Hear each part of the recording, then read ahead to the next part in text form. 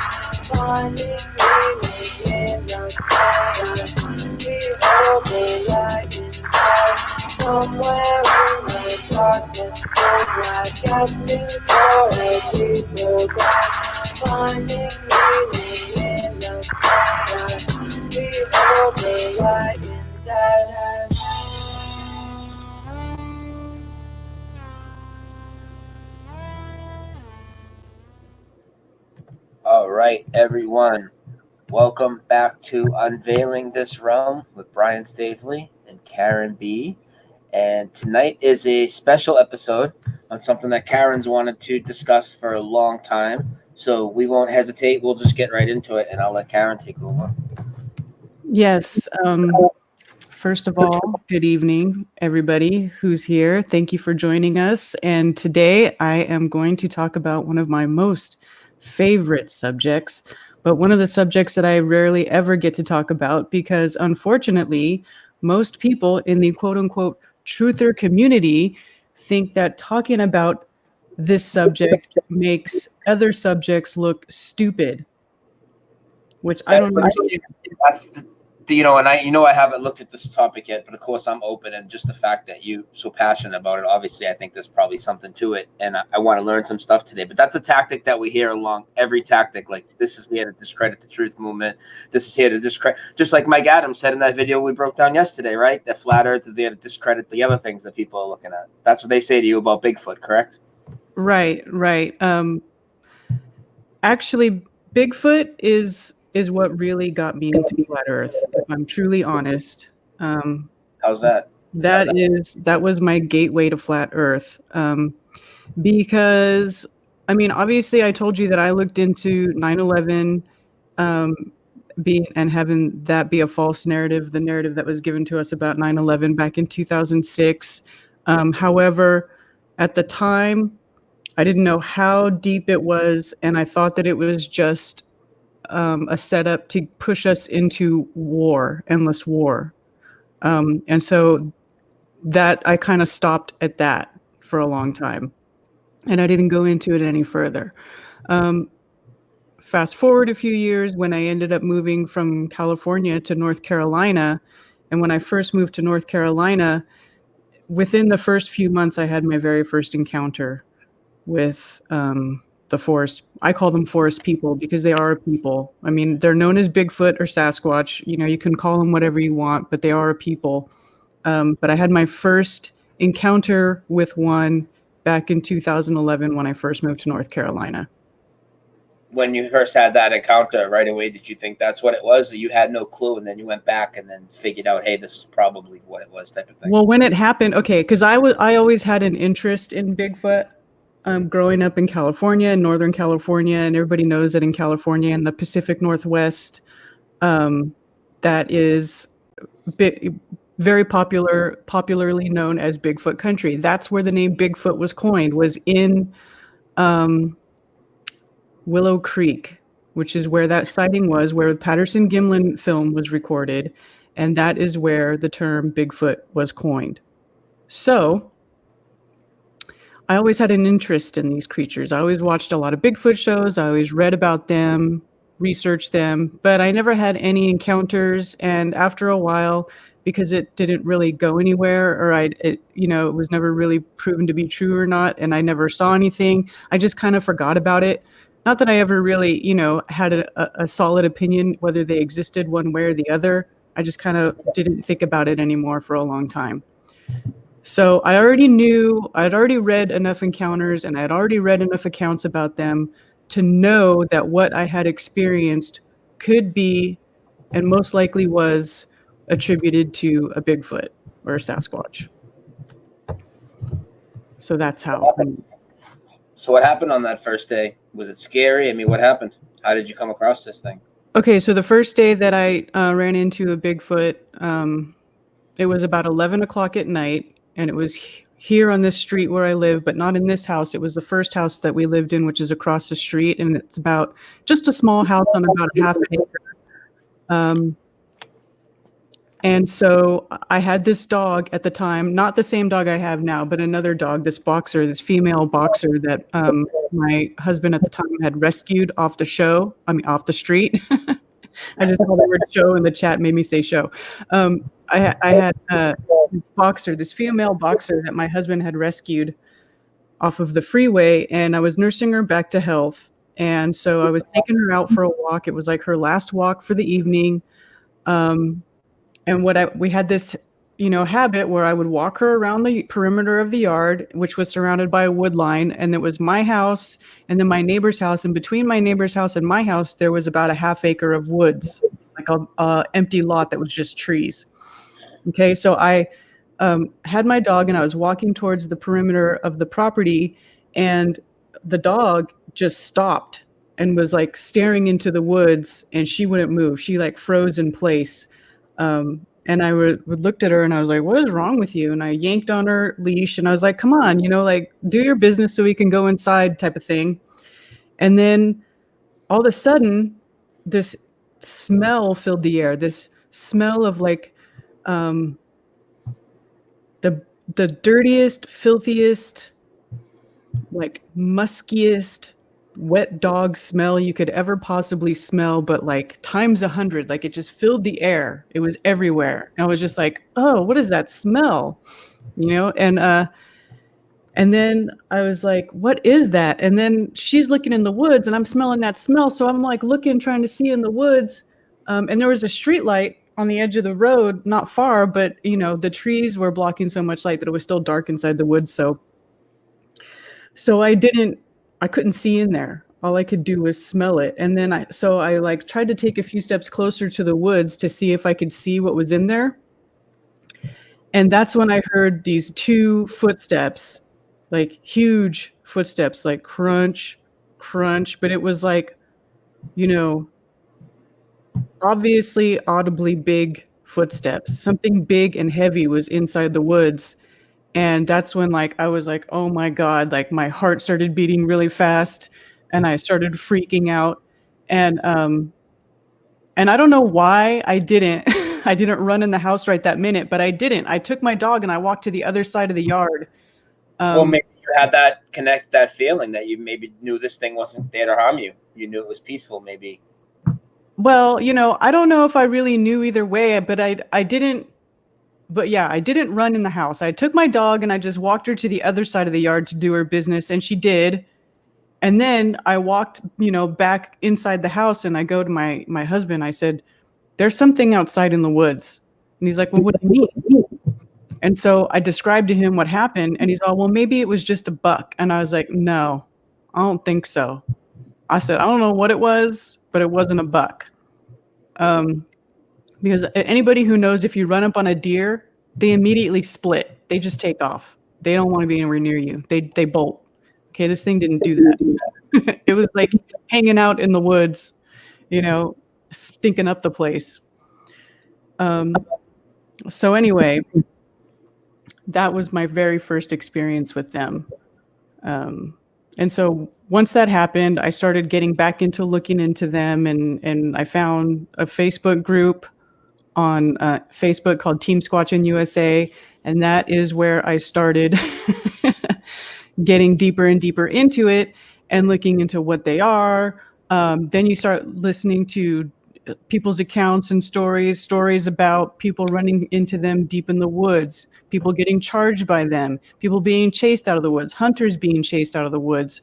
Then you start, reading other stories about accounts of there being military action to hunt Bigfoot families. Okay. Now, I don't know if that's true or not, but I have read a couple of stories about there being SWAT teams, basically military SWAT teams that fly into the wilderness in helicopters, and they get dropped in, just like they're on some secret military mission to go hunt Bigfoot families. So that is, then you start to think, well, why would they do that? If it's just an unknown species, if it's just a relic hominid, if it's just, an undiscovered North American ape, why would the military be sending SWAT teams to try to hunt these things down? So then that's when I started looking into deeper things. And then, then that's when the tangents start coming in, the whole chemtrail thing, and then, snowballing down the hill. And then I ended up at Flat Earth. Wow, that's a weird first way in. I mean, so I'm going to guess that like these Facebook groups about Bigfoot and the community, I guess you could say, is very, very small, because we don't really see many people talking about it. I know that's like a different topic, but you don't see much of that real talking coming in front of us. It's probably pretty small, right? Well, I guess it is, because hold on. Yeah, I'm going to get into all that stuff, you guys. I see questions going in the chat. I'm going to get into all that stuff. But yeah, it's actually the group that I'm still in Facebook, that I've been in this group for 8 years. 7-8 years I've been in this group. There's probably about 11,000 members, 11,000 members. I mean, it's a decent sized group. Oh, that ain't bad. Yeah, that's pretty cool. There is a fair amount of people researching Bigfoot, but the thing about it, for whatever it is, for whatever reason, people who research Bigfoot seem to only research that. It's like the main guy who started this group that I joined, who, it's like one of the first Sasquatch groups where any discussion was open, because there's a lot of paranormal activity that is related to Bigfoot. And I'm sure, a lot of people may or may not have heard about it, and I'll get into it, but there's a lot of stuff that is associated with Bigfoot and the sightings that are not, it would definitely be considered paranormal, or, definitely out of the ordinary, outside of what we would consider possible by our normal understanding of physics in this realm. Yeah, but again, we're done with those rules of reality. Yeah. We're way past that. Yeah, but the thing is, it's like, you'll see stuff on TV about it, like, monster hunters or whatever, finding Bigfoot, which is associated with BFR, which is the Bigfoot Research Organization. These organizations operate under Bigfoot is a North American primate. That they're not, a highly intelligent, thinking and reasoning type of population, which is what they are. They're like a people. They're highly intelligent, they think and reason, and they are more advanced than we are. And most people don't, they don't think about it like that. They think about it like it's like just another gorilla or something, but that's not the case. So when you watch these shows where they, talk about hunting them or killing them or trapping them or going out in the midnight and hooting and hollering and banging on trees and stuff, all that stuff is bullshit. It's all bullshit. You will never, ever, ever encounter a Bigfoot doing that stuff, ever. It's never going to happen. They don't want anything to do with people who act like idiots. I'm gonna let people know, because I know there's a ton of people that are really interested in this, and people have been saying stuff all week, and people are gonna have a ton of questions. We're gonna have to let Karen go, like, kind of rant on a little bit, and we'll get to questions. But just one question I think you should answer, Karen, is somebody asked, is there any documented cases of Bigfoot actually hurting people? Not that I know of, no. Okay. There's stories where they say that they think that they try to abduct children. I don't know if that's necessarily true. There was a guy who said that he was kidnapped by a family of Sasquatch for a couple of weeks, and he didn't talk about it until like 20 years after it happened. There's all kinds of stories like that. There's a lot of stories about people who live deep in the woods all over the country, like in Kentucky, Louisiana, just all over the South and Southwest, Southeast areas, that where they ran into these creatures deep in the woods, or, back in the holler, they'll say. And, when they were children and stuff, and they would actually be playing with other juvenile Sasquatches on a regular basis. So there's a lot of stories like that. So, and guys, we will open the phones later too, so people that have their own experiences and stories. I've seen a lot of people talking about that. You guys can call in later. Yeah, I see a lot of people who are skeptical that Bigfoot is more advanced than us. They are. I'm telling you, they are. They're highly intelligent. They've been here longer than us. They know how to operate inside this realm in ways that you and I can only dream of at this point in time. Do you think everybody can see them, or do you think it's like a thinning of the veil and only certain people can see them? Are they like actual solid creatures that have always been here? Or are they like interdimensional type of thing? I know that's kind of early to ask that question, but I mean, I'm sure. I'll tell you this: Bigfoot will only let you see them if they want you to see them, or if you happen to sneak up on one and it thinks it's alone, and it happens to be in a physical state, in a visible state, which I have. One of the videos I have is a situation like that, where somebody walked up on one and it didn't know that anybody else was there. Clearly, it was just hanging out doing its thing, messing around, digging inside the stump of an old cypress tree in a swamp. And this guy just happened to sneak up on behind it and start recording it. So yeah, that's why Nightbot says you don't find Bigfoot, Bigfoot finds you. That's true. The guy that started the group, his first encounter was him and his family deep in the woods in the mountains. And he was up on a ridge. I don't know what he was doing, but he was walking above, looking down at his family, and he saw a Sasquatch walking in the woods towards where his family was. And he was so far away that there was nothing he could do. And he said that he just felt this immense panic come over him, because he was like, oh my God, look at this thing. It's walking towards my family. There's no way I could ever get down there fast enough. And then he saw it disappear right before his eyes. Like, it was walking and it just disappeared. And then he kept watching, like, where did it go? Where did it go? And then it reappeared again further down the trail.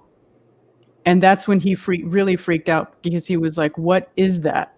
Because It's huge, it's massive, it's bigger than me, and it can disappear and appear at will. And now, when he started doing his research and started speaking publicly um, about this and his encounter, he used to never talk about the part where it disappeared. He would leave that part out. Why? Because he thought that people would think he was crazy. He thought that people would think he was crazy, so he left that part out. It took him years to start talking about that part and including that part and talking openly about what they call the woo, or the paranormal part about Sasquatch.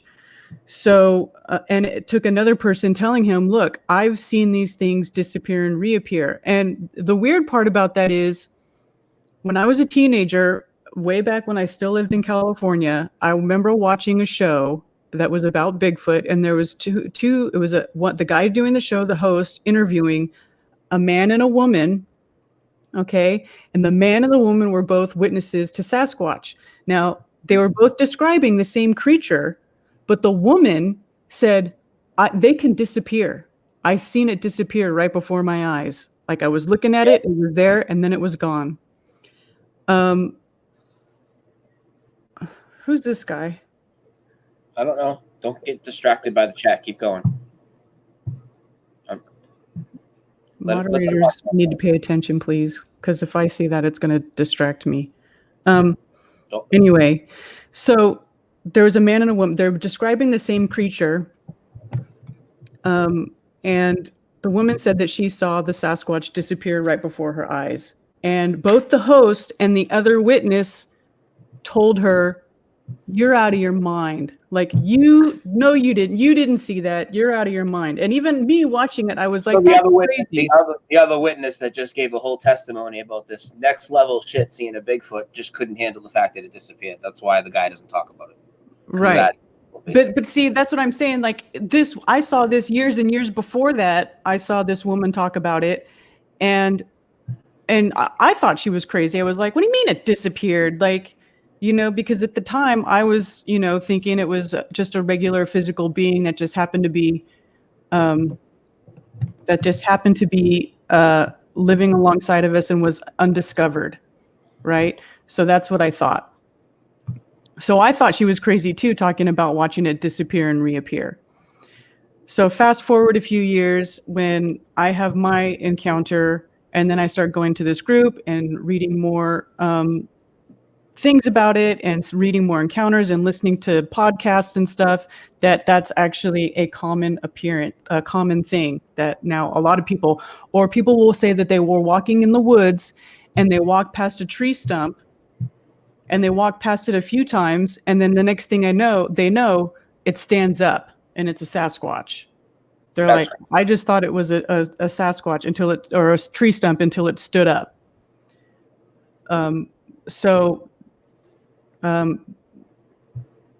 There's something about them. I don't know how they do it. Obviously I don't know how they do it, or else I'd be trying to do it myself, but I don't know what they do, but they have this ability to change their form from like an energy form to a cloaked form to a physical form. There's a lot of witnesses that say that they see orbs associated with Bigfoot. I've seen orbs in my woods. I've walked outside and I've heard big snaps right out here, like something stepped on a giant twig or a big stick, snapped it, and then I saw red and yellow orbs float off into the trees. I've had so many encounters. I mean, I can start going over my encounters that I've had here. But so I had that initial encounter across the street. And then we bought this property that I live on now, which is 21 acres of woods. And I used to walk through these woods before we ever cleared any of it. Before we started building here, I would come here and I would just walk in the woods. I never really had any additional encounters just walking alone here in the woods, but I used to come spend a lot of time here because, as we all know, I had a horrible marriage. I used to get in huge arguments. And so my escape would be to come over to the woods and hang out in the woods. So that's what I did. So then, we built our house here. That took about 6 to 8 months. I forget how long exactly, but so the house was built and it was finished in February, March. So we moved in March, right at the very beginning of spring of 2015, which is also the year that I got into flat Earth. Now, that is also, as soon as I moved in here, I started to have the encounters really got intense and frequent and really, really sort of mind blowing. My husband worked a rotating shift where he would sometimes be on nights. And so I would be here alone all night. And so sometimes I'd be, asleep, going to sleep in the bedroom, and it'd be late at night, and I would hear like tapping on the window right as I was just about to fall asleep, and I would like wake up. My eyes would be like wide open. I'd be like, did I just hear tapping on the window? And then it would stop. And then I would start to fall asleep again, and I would hear it again. I'd be like, and I'm like, okay, dude, something's tapping on the window. And I would go and I'd look out the window, and there'd be nothing there. I used to hear things hit the side of the wall. One time I was sitting here at my desk and a rock came flying and hit the window. And I look out the window and there's nothing there. There's nothing out there. But a rock came and hit the window, like something threw a rock, and it was broad daylight. Most of the stuff happens during broad daylight, by the way. No, they tried to stay low key, and I know they don't mind revealing themselves to some people. Maybe they feel you're a good person or whatever, but throwing a rock, I mean, it seems like they're trying to get your attention. Why do you think that is? I don't know. That's fake Patricia Steer, because real Patricia has a wrench, by the way. If you see a fake Patricia, delete it, because the real Patricia has a wrench here.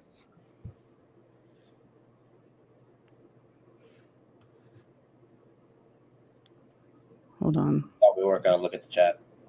I'm trying not to, but I'm seeing stuff that other people are missing. I know, you know how I am. I'm like...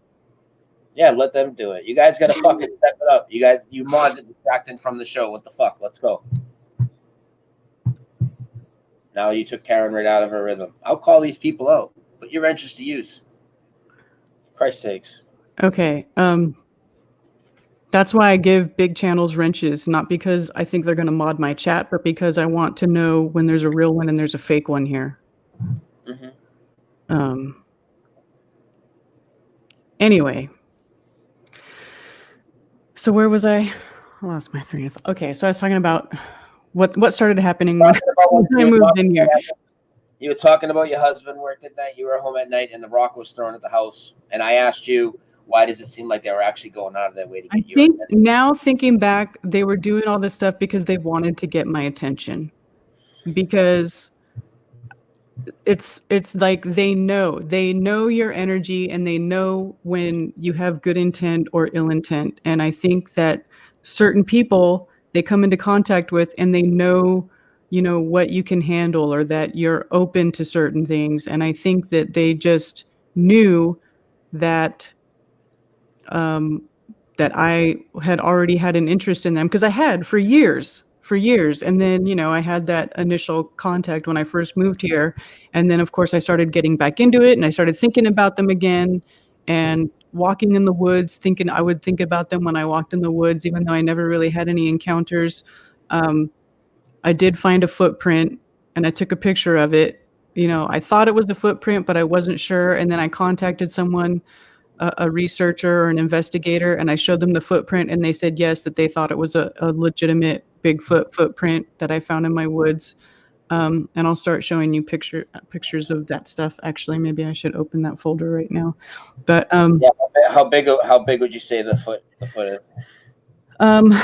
It wasn't massive.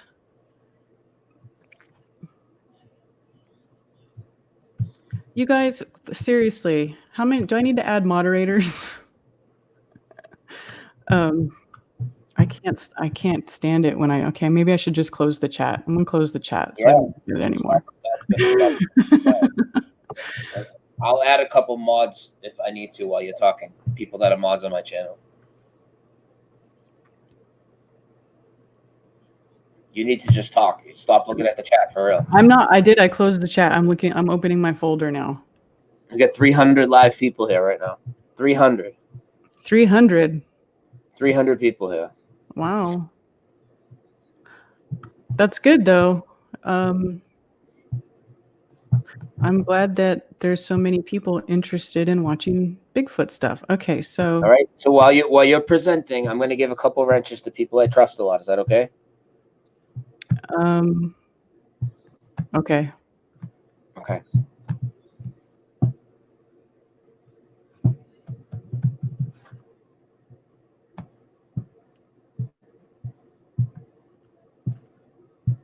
If I can get this to open.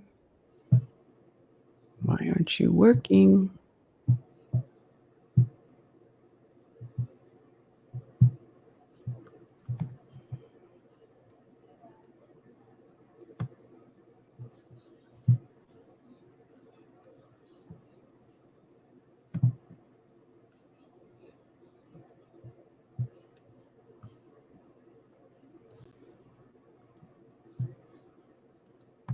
What's happening? Nothing. I'm just trying to. Oh, I see why it wasn't working, because I was trying to open video too, and that doesn't work when you try to open stuff in preview.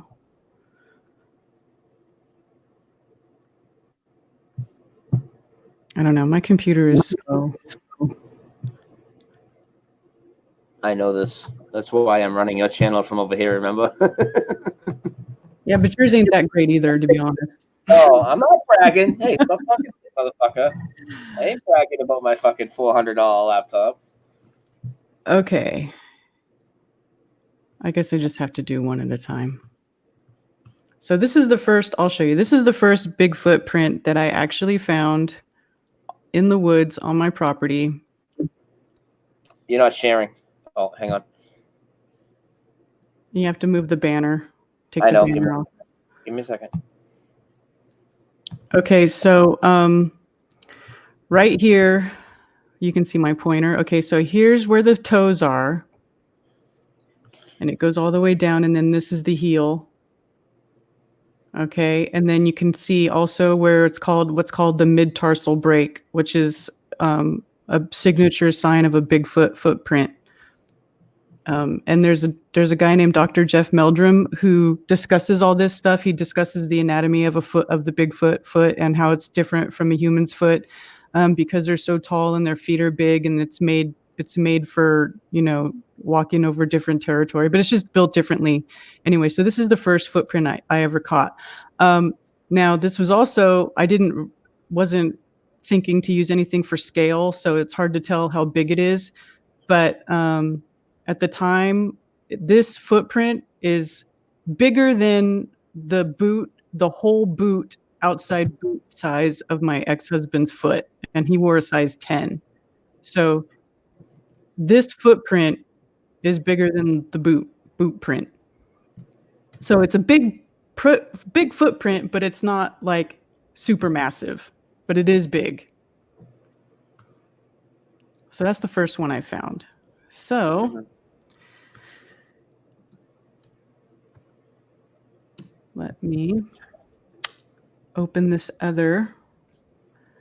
A couple years later, on my property, it was winter time, and in the winter around here, the ground will freeze, and then the moisture that's in the ground will get pushed up out of the ground. And so the ground will like have these weird like strands of frozen water that got pushed up out of the ground. I mean, it's just kind of weird looking. Anybody who lives in the South will know what I'm talking about. But I was walking my dog in the morning, and so like, are you seeing my screen yet? Yep. Okay, so I was walking my dog in the morning, and I walked by the wood line, and I saw this, which stuck out to me very obviously like a footprint. So like right down here, you'll see what I'm talking about, where all the moisture that was in the dirt in the ground was pushed out, right? So it looks kind of crumbly.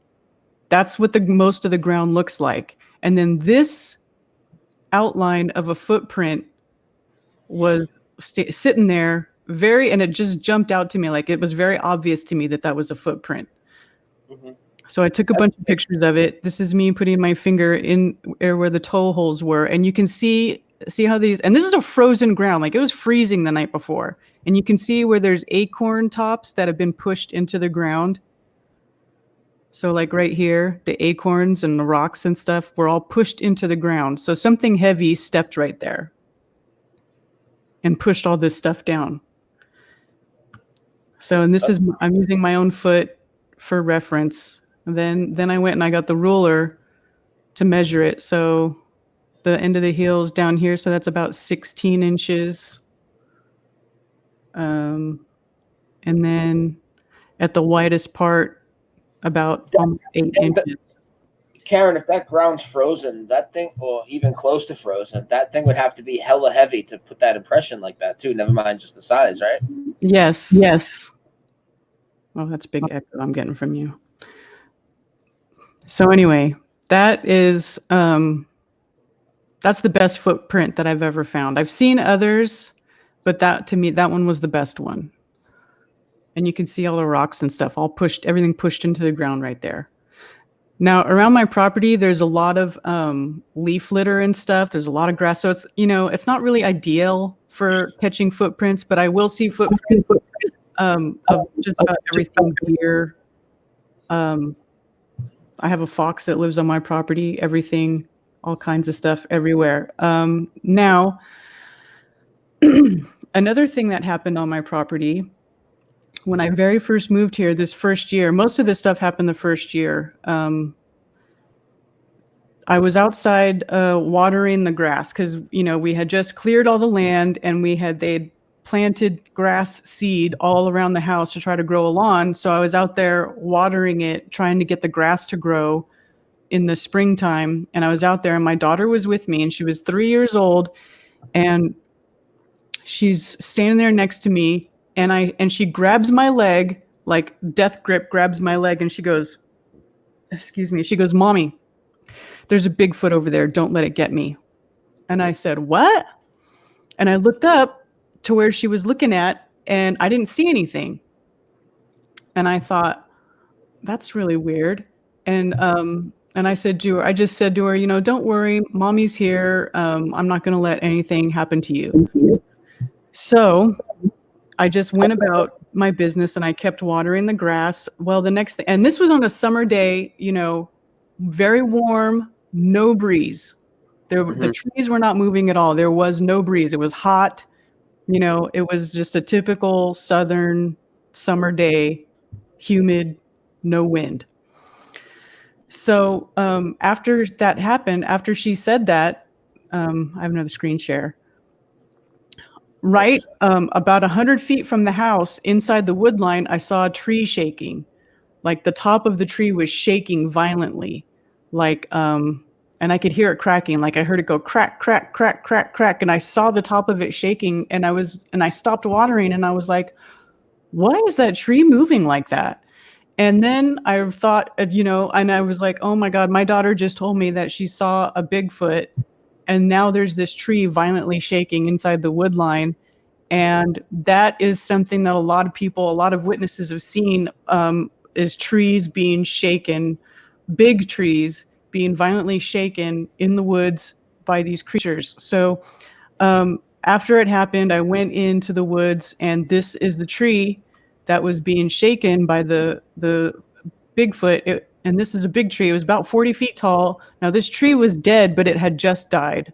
I tried to shake it myself. I couldn't get it to move. So it wasn't like rotten. It wasn't you know, about to fall over. This is me putting my foot up to the base of the tree to show how big the tree was. You know, so. We got a super chat. Thank you, Joseph Paul. Thank you so much for that. Oh, thank you. Cheers. Yeah, he gave you $20. That's very generous. Oh, awesome. Did he have a comment or? North Carolina Coastal Plains believes. I don't know if that's an area of North Carolina or if that's a group. Sweet. NP Coastal Plains believes. He said, "I'll put that up." Yeah, actually, later on, I have some I have testimony from somebody who lives in Western North Carolina where I live. about Bigfoot. So this is the tree. This thing was violently shaking, this tree. I brought my husband out to it and I told him what happened. And I said, this is the tree. I said, will you try to shake this tree? You know, and he was trying to shake it and he was trying to get it to move and he couldn't get it to budge. Okay. And now where I live, you know, people say, well, could it have been a bear? I didn't see a bear that day. And where I live, bears aren't typically seen. Bears live more in the mountains. I live about 100 miles from the mountains. So not that bears have never been out here. I'm not going to say that doesn't ever happen because it has, but I did not see a bear. I didn't see any bear prints. I did not see any bear poop. I mean, and this was broad daylight. This was not in the darkness. If it was a bear, I'm pretty sure I would have seen it. And I don't think my daughter would have said, hey, there's a Bigfoot. I think she would have said, hey, there's a bear. Now, when you had your husband out there shaking the tree, did he believe in Bigfoot already at the time, or did he think you were fucking nuts, or what was he thinking? When No, you had he him? thought I was crazy. Okay. Anytime I ever brought up any of this stuff to him, he always thought I was crazy. He didn't like me talking about any of this stuff. He'd always say, I just want to take the blue pill. He didn't want any part of it. Other things that you'll see, let me open these other pictures. A lot of things that people will see associated with Bigfoot when they go in the woods, they'll see structures. Typically what they'll show is X's. They like to put trees in X's across trails to leave as markers. Where did my thing go? Hold on, I gotta share. So this is also on my property. This is an X structure that was up for a very long time. Now, if you look at this, there's this piece of a pine tree is leaning up against a young, living tree. And then up against that is a much older, almost rotten piece of wood. So obviously this was placed that way. I didn't place it that way. Nobody ever comes on here. But anyways, I took a lot of pictures of this because I considered that to be, and look, like you can see like right here, these two little branches are wedged to make it so that it stays up here. Wow. So that was one of those structures. Then you'll see stuff like this, like trees that are twisted and bent over. Just things that you might not take a second look at it if you're not used to walking in the woods, but they're things that they don't look like they happened by themselves. This right here is my mom and I were walking through the woods and we found this laying in the trail when we were on our way back to the house. This is a branch it was green. It was freshly broken off one of the trees and then tied in a knot. And it was just laying in the trail. Wow. That's crazy, huh? Yeah. I mean, and there was nobody between us and the house, so it was like, because they'll leave you stuff. They'll leave you things to know that they're there. They leave stick glyphs. They leave, just clues or things that really you would only notice if you were walking your daily trail or you lived on the property and, you knew what was there and wasn't there. If you live somewhere, you get very used to your surroundings and when something was put there and when something is just fallen. Okay, but this was tied into a knot. This was green wood that was freshly broken off the tree and then tied into a knot and placed in the middle of the trail. So that was one of the times that they left. Casey asked did you keep it? Did you keep that stake? Did you keep some of these little things? I mean, you could probably carry that little one. Obviously, you can't take the pine trees back in your house, but yeah, I don't have this anymore, but I did have it for a while. But I don't have it anymore. Didn't last very long. I mean, things like they don't last super long. Yeah. But yeah, that's some of the things that I've found and seen on my property that I consider that to be gifts from or clues from the Sasquatch that live here. They've also shown up in my dreams. A lot of people have accounts of them showing up in your dreams. Actually, Les Stroud, if anybody knows who the Survivor Man is, No. you don't know who? Okay, well, Les Stroud is the guy who used to do the show Survivor Man on, I think it was Animal Planet, where he would go out by himself and he would record himself, alone in the wilderness doing all these, in these different locations. Well, he has done a lot of these survival things out in like the Pacific Northwest or in Canada, in very heavily wooded areas, and he has had quite a few experiences with them too. He didn't talk about it for a long time, but he did. He's even had mind speak, which is where they telepathically talk into your head, and he heard them talk. And you can look it up. Like, I won't play all his stuff, but if you want to listen to his account of it, his name's Les Stroud, LESSTROUD, and just put Les Stroud Bigfoot, and you'll see all his stories that he talks about. But he heard one, he saw one shaking a tree, he heard it in the woods.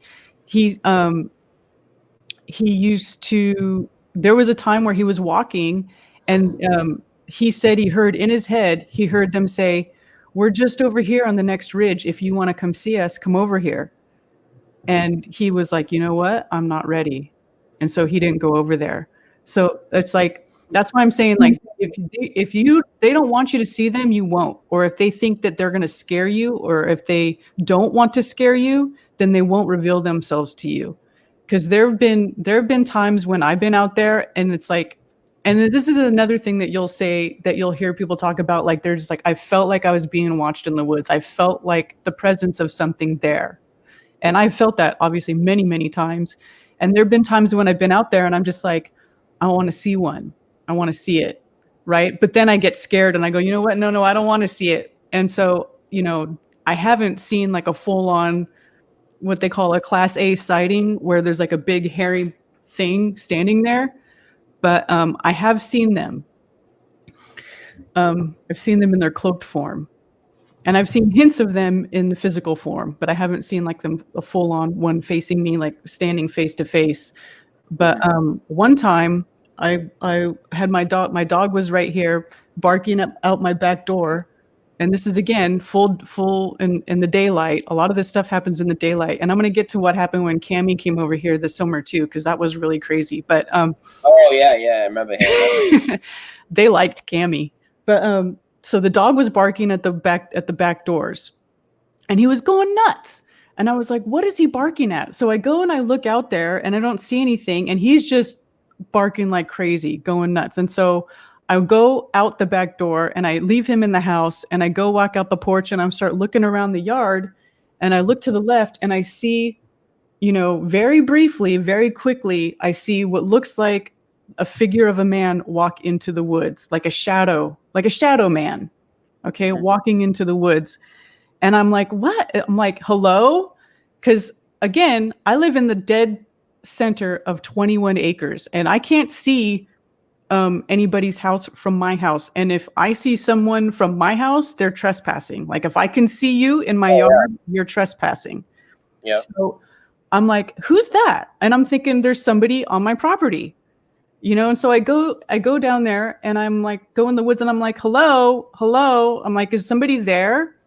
And I just stood there looking into the woods, and I was like, I didn't see anything. There wasn't anything there. And then the next thing I know, I hear this crazy, insane howl come from the woods, like howl/scream sound. Like, I couldn't even begin to try to imitate it, but it was just this crazy, like, howling, yelling sound. And it was freaking loud. And I was like, what the hell is that? And then the next thing I know, something an echo.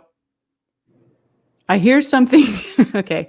I hear something running up the hill, because it's like, you look out my hill and you go out my backyard, and there's like, it's flat for a little bit, but then it goes down the hill to down. There's a creek area down on the backside of my property. So I hear something running, kind of laterally from my right to my left, which is towards the power line, across the hill, kind of up the hill, but more along the side of the hill. And I hear it, and it's like pounding, but it sounds like it's on all fours. Now, another thing about these creatures is they are just as comfortable traveling on all four as they are on two legs. They'll do both. And there's a lot of eyewitness accounts of them on all four. So I believe I didn't see it 100%, but what it sounded like to me was that this thing was on all fours and it was huge because I could hear it pounding the ground down the hill. And I just saw the very top of, I guess, what would be its head. I'm not sure. Just go, across my sight down towards the power line. And I just remember standing there thinking, what am I looking at? Like, what am I watching happen right now?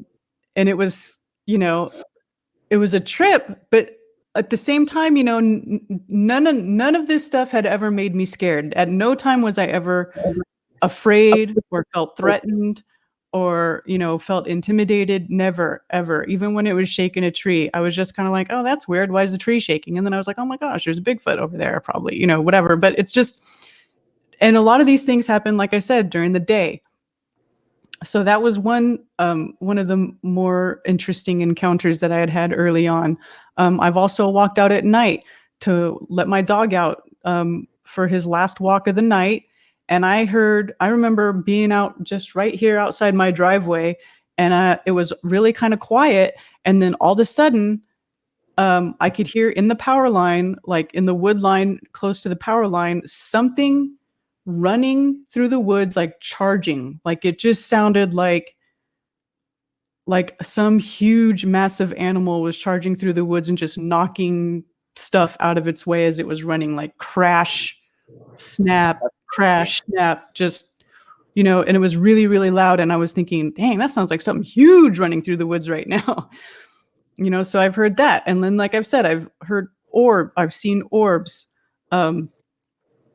And then the tapping of the window. Oh, let me get back. I got off track. I didn't finish my story about the dream. So there was one time when I was sleeping in the bedroom down here, in my oldest son's room, but my son was staying with his dad at the time. So I was sleeping in that room down there, and I had a dream where there was a Sasquatch standing next to the window. And it was so tall that the top of its head was at the top of the window, which if you go, I have big windows. So if you go to the outside of the house, that top of the window is probably like at least 8 or 9 feet off the ground. So this thing in my dream was like leaning on the window like this, like it had its hand up like this, and it was leaning on the window and it was going, hello, hello, which sounds really silly, right? Like, but that's what it was doing. And I heard its voice, in my dream, hello, like a very deep sounding voice. And then that was it. That was the whole dream. That was not very exciting, but that was it. So then I thought, well, gosh, that seems so real. And I've heard about people having them in their dreams before. In fact, Les Stroud talked about how he had one in his dream where he had a dream that it was like sitting on his chest or something like that. But he has this crazy story about one being in the dream. And then he had another encounter the next day. But so I went out on the outside of the house, and I go start looking for signs that there was something outside the window or something that was standing there, right? And I look and I'm like, okay, well, something could have been standing there, but it's not really sure. But then I look up at that very corner where the hand of the creature was. And here in the South, anybody who lives here knows that we have tons of what's called red clay dirt. I mean, it's red dirt. It looks like freaking tomato sauce. If it rains and it gets all soupy, it looks like tomato sauce. It's that type of dirt, clay, whatever. So anyway, there was a big old smudge of red clay dirt right on that corner in the very spot where that creature's hand was in my dream. And I was like, that's really weird. Why would there be red clay to the corner of the house, right in that spot? Like it doesn't make sense. Nobody can reach that. I can't reach that. Nobody I know can reach that high. So that was another thing that happened. All right. Okay, let me go into chat. Eric DeLoyne just gave a $10 super chat, and if you guys give super chat, I'll definitely read it on the screen as long as it's not anything insulting to somebody. I should start doing that on my channel too. I don't know why I don't. Never thought of that. Karen, would you talk about why it seems Bigfoot reveal themselves more to women than men? Why? I don't know. And is that the case? I don't know that that's necessarily the case, but it could just be because women are less threatening. I mean, if you think here, because I have a whole theory as to why we don't get very good video of them, why people don't get good picture of them, because I believe 100% that the Patterson Gimlin film is legit. It's been analyzed over and over and over again.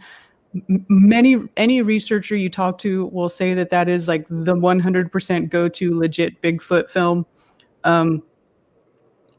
And that was the one that was filmed in 1967 with the Super 8 camera in Willow Creek in California. Now, after that film, what do you think happened? There was a bunch of crazy people that went into the woods with guns trying to hunt Bigfoot.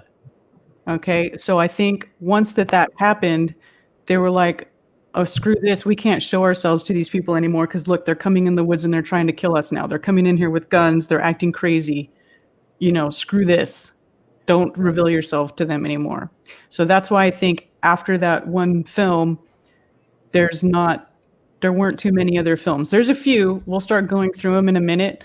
But I don't know why. If I would have to say that maybe it's because women aren't typically in the woods hunting. Maybe that's why.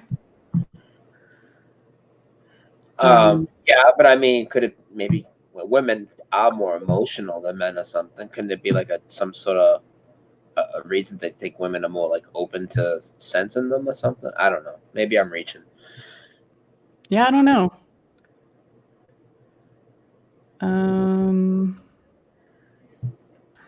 How Kristen Springer says, Karen B, how do you not get scared or anxiety? I don't know. I just don't feel threatened. They never did anything to threaten me. I never was intimidated. I don't know. I can't explain it. They just have a good energy. And so I never felt threatened and I never felt the need to be scared. I just didn't. How about this? Since I need to take my 5 minutes, but you want to answer questions, why don't you answer questions in the chat? Because they're just coming in fast. I'll take my 5 minutes. That way we don't need a break, and I'll come back, and then we'll stop playing videos. Okay. All right? All right. That's cool. Is that good with you? Yeah, that's fine. All right. You just talk to the chat, answer questions, or whatever. Yeah, I will do that. Karen B. Effie Mowry says, do you think they might be scared of us because they've seen them harm some of humanity has caused? I don't think they're scared of us. I think most of it is that they just can't be bothered to talk to most of us because most people are just not enlightened. They're just, people have been so dumbed down. People have been so just separated from who we are and what we're really supposed to be. And this is sort of like why I think they try to hide the existence of these creatures for us. This goes back to like, why would the military be hunting these creatures? Why would they be trying to get rid of them? Actually, the guy that does a lot of the research, the guy who heads up the group, he had a regular interaction area. He called it the Southern Oregon Interaction Area, where he would take people and they would go and they would interact with a family of Sasquatch there. He just had to shut it down because of government interference. Okay, so they, for whatever reason, don't want people interacting with these creatures. And I don't know. And, well, I have an idea why. But for some reason, they just don't. Am I familiar with Sasquatch Chronicles? Yeah, I love Sasquatch Chronicles. Okay. NC pilot guy here. Yeah.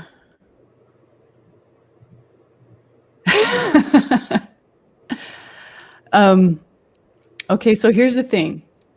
We'll get into since I've already talked about a lot of my experiences and stuff with Sasquatch, what we'll get into now is we'll get into some video, we'll get into some eyewitness accounts of, especially from these people who go to these habituation areas, because a lot of people will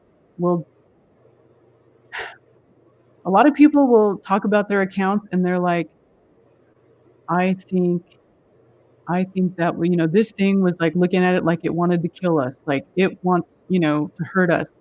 I don't think that that's necessarily true. I think what it is that people see something that they don't understand, and so they're afraid of it.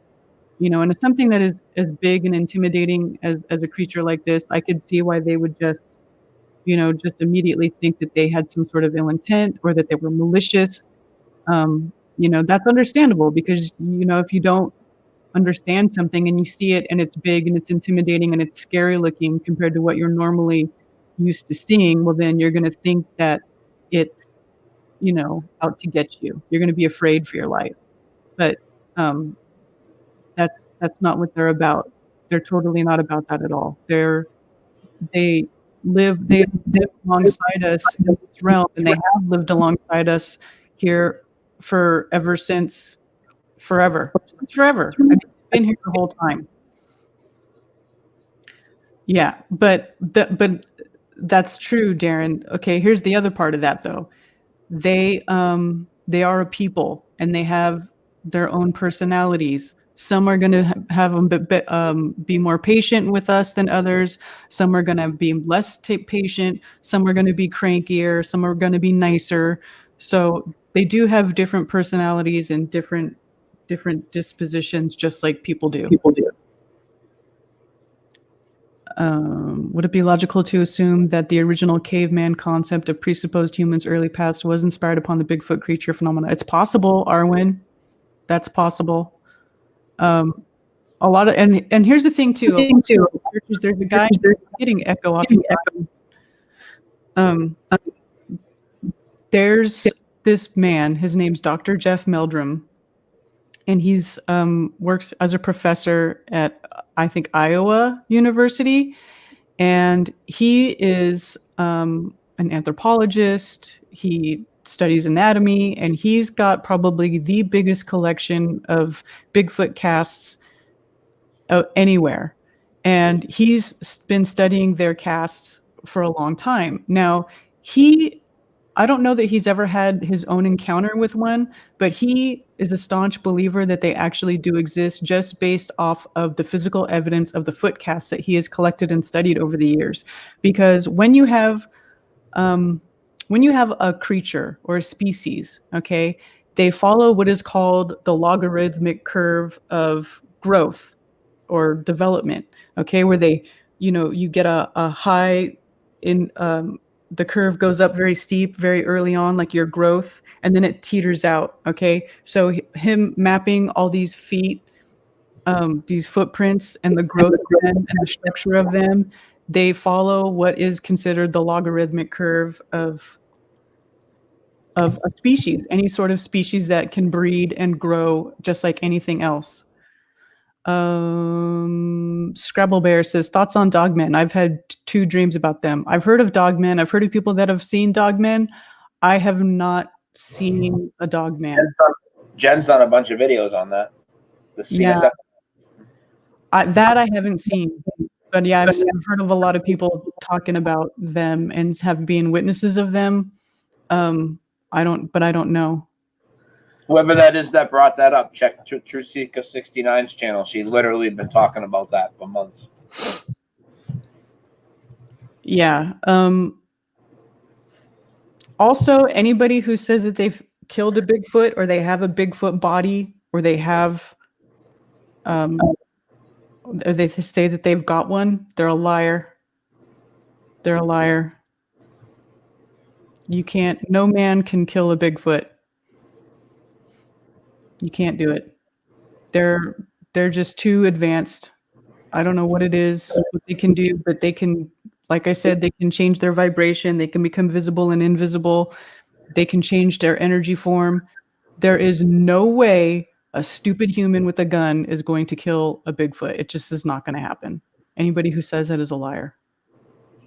How old do you think they live to be? I have no idea. Probably pretty old. Karen, do you think BF is a spirit being or all physical? Both. Both. But they have some ability, like I said, to change their vibration.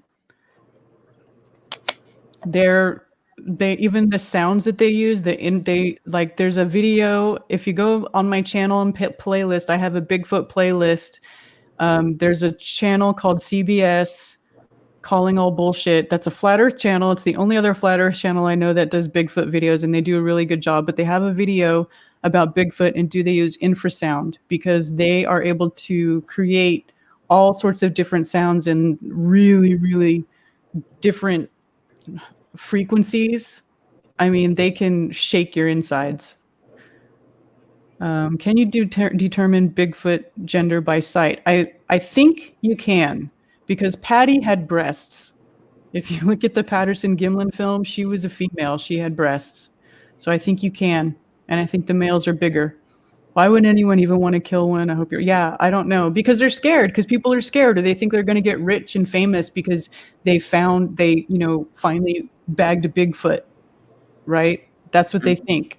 And this is another reason why they don't want anything to do with people, and why they probably intimidate hunters, because you go in there with that energy like you're hunting something.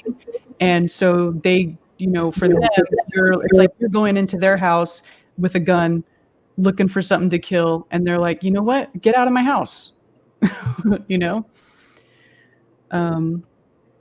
My husband and I were watching some show on Netflix about this where the guy had photos. What do you think of that documentary? I don't know what one you're talking about.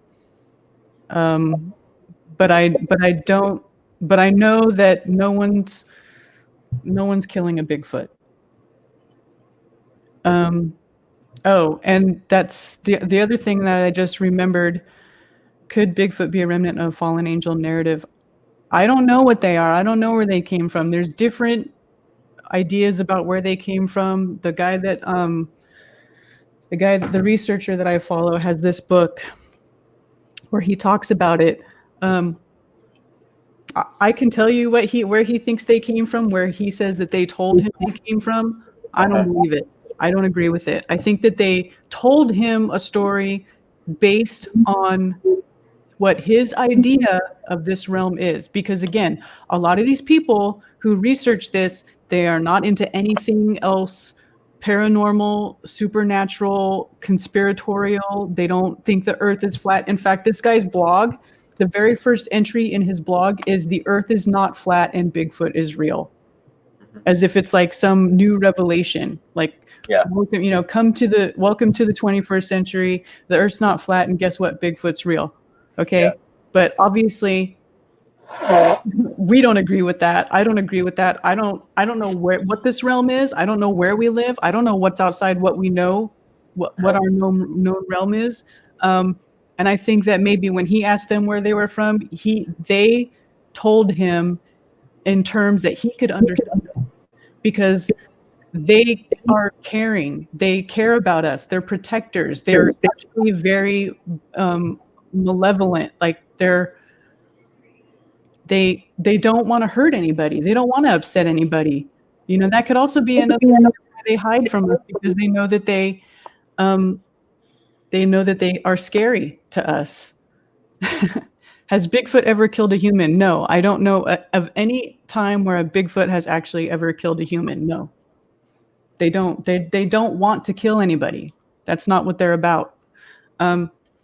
So anyway, one of the biggest sightings that ever happened with this group out in the woods is they did witness, and they aren't the only ones, but they witnessed portals, literal portals being opened in the woods, where it was like an orangish, reddish light that opened up, and then they saw creatures going in and out of this light, and you could see into the portal and see that there was like a different dimension there. So they are interdimensional. So when you see one walking and you don't see it walking, or the accounts of people who say they see one and they follow it, and the next thing they know, it disappears. It could be that they went into another dimension. You don't know, because like, look on the back of the book, it's got the picture, the depiction of their of the event that they witnessed, that there were multiple witnesses of them going in and out of portals. Okay, and they're not the only ones. I actually just listened to a podcast today on the Sasquatch Chronicles channel of a guy who here in Western North Carolina, where I live, he saw a portal opening and closing after having an encounter with these creatures. So, you know, they tell this guy that they came from another world where they had a dying son, and so they came here to live with us because our Earth was still alive. You know, I don't know if that's necessarily true. Obviously, I don't think that they're traveling through wormholes in space. I also don't know that that's not necessarily true. I mean, who really knows what this world is and how it works? You know, I mean, there's people who have come into contact with grays. You know, just because we don't think that we live on a spinning ball in an infinite vacuum of space, that we don't believe in the heliocentric model, like what they tell us, doesn't mean that there aren't other worlds, other realms, and it doesn't mean that there aren't creatures that are able to travel in between them, and we can't. And that could be part of what they're hiding from us. See, this is why I think there's a lot of parallels between Bigfoot and Flat Earth, because they can't hide from us the fact that we don't live on a spinning ball, because we can all go out and we can do our own tests and we can see for ourselves that what they told us about this world is a lie. Okay? Now, they can lie to us about it. They can trick us into believing it's something else, but they can't hide it from us. Okay? So it's just like Bigfoot. There's too many people who have experiences. There's too many people who are eyewitnesses. There's too many people who interact with these creatures on a regular basis. I interact with them on a regular basis, not to the level that some of these other people do, but I've had so many encounters. I've had encounters that I haven't even told y'all about yet. So they can't hide the existence of these creatures from us, but they can lie about it. Just like that's why they'll put these stupid, you know, finding Bigfoot shows on, or mountain monster hunters. Just like any other topic, just like they touch any other conspiracy on TV. It's mad bullshit. I mean, everybody should know that. Exactly. Okay. So they can make you scared of them. They can make you think that they're going to hurt you. They can make you think they're going to kill you. They can make you think that they're, you know, whatever. They can tell you all these kind of horror stories about these creatures so that you are too afraid to go and talk to them. But if you know, so many people who have encountered these creatures who were afraid at first, okay, but then they sort of walk through that fear and then they start interacting with them on a regular basis, they all end up saying, you know what?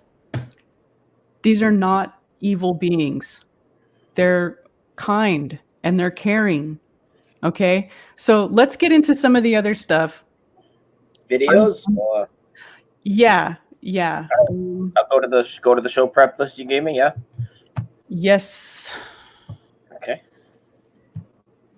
Let me look at the list and I'll. Okay.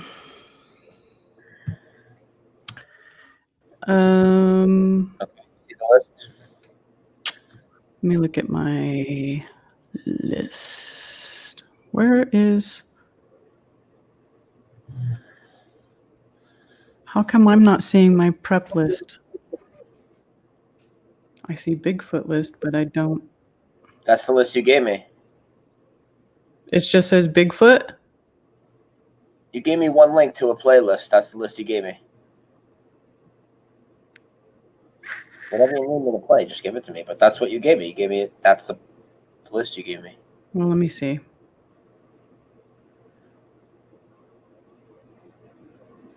Yeah, that's not the right list. Hold on. Wow. I thought I sent you the. Hold on. Sorry, guys. Amateur hour. Playlists on YouTube have been messing with me lately. That's not the. No.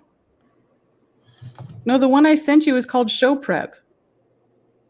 That's the list that was just on the screen. Show prep. Oh, then that's the right list. I said, I see one called Bigfoot, and you're like, well, that's the one you sent me. No, the list that was on the screen was from your channel, and it said show prep. Okay, that's what I was looking for, Show Prep, and you told me it was the Bigfoot list. Well, it was I have a Bigfoot Bigfoot video. playlist, and I have a Show Prep list, so I was confused. Anyway. See? Look. This is what you sent me.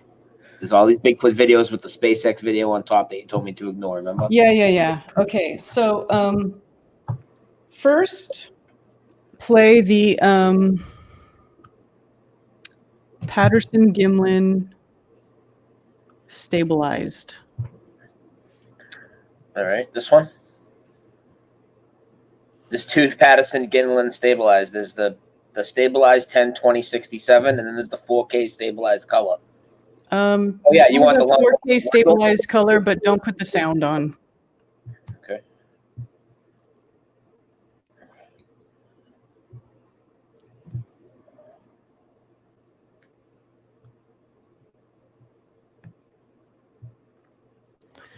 So you can fast forward that one a little bit until it gets to the actual video. Because really, I just want people to see the Patterson-Gimlin film. I mean, most people have seen it, but just so you know what we're talking about, this is like the first real video of a Sasquatch. This is what they call Patty. And then you can see right there, you can see where she's got like what look like breasts. So that's, she is considered to be a female. And then you can visibly tell that she's a female from watching that video.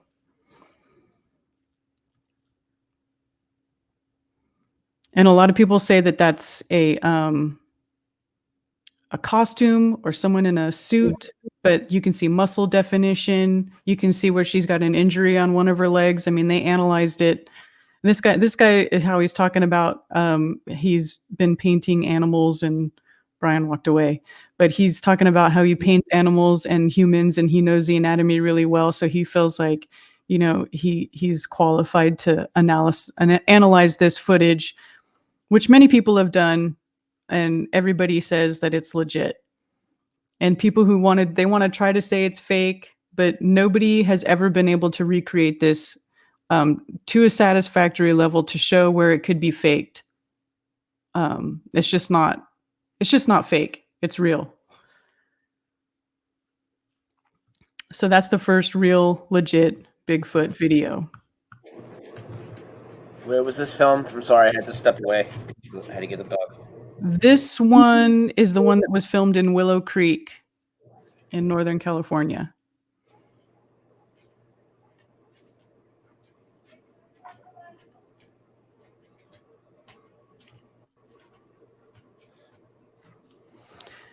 Okay, so that's the first legit Bigfoot film. Now there's another one.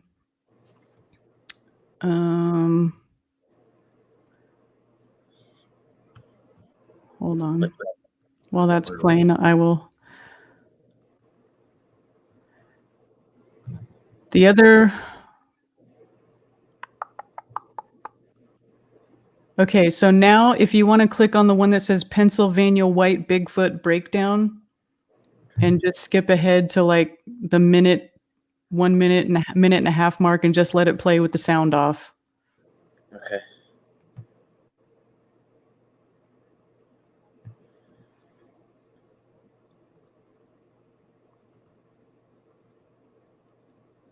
See, Toady UK. Patty convinces me because why, if you were faking this, would you make a costume and then add breasts? It just wouldn't hear any figure. Yeah, I know.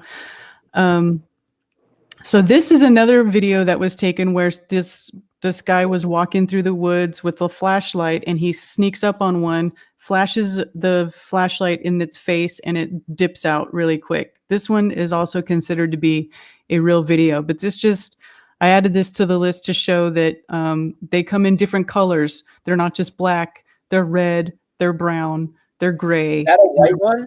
Yeah, this is a white one, and this is from Pennsylvania. Whatever the fuck that's scary. Whatever that is. Oh man, it does look scary, right? But yeah, they come in different colors. Peace out. I'd be running from that. I don't care what you say about him. I'd be out. I'm serious. I'd be gone. Sorry, Michael. Now, if you want to play the original video with the sound on, because it's kind of funny to watch it. It says Bigfoot caught on tape at night. It's the 34-second one. Yeah, I gotcha. That's Yeah, no so shit. play that one, put the sound on, because it's Yep, funny. He's cruising through the woods, and then he sees that thing, and he's like, "What was that?" Some of these are funny.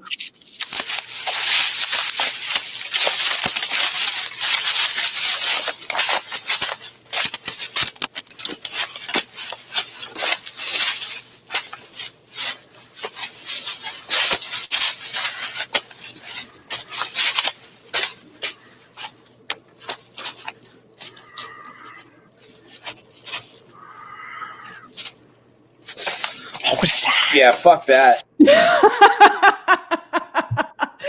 Right? Okay, so that's a good one. That's a good legit Bigfoot video. Okay, now there's another one. Now go to the I think I saw a skunk ape, please help. Volume or no volume? Yeah, put the volume on because it's funny. Yeah. There's the Mississippi skunk ape is the analysis, and then there's I think I saw a skunk ape, please help. And this is the dude that I was talking about where he's walking in the swamp and he sees one digging into an old cypress tree stump. Is the sound on? Yeah.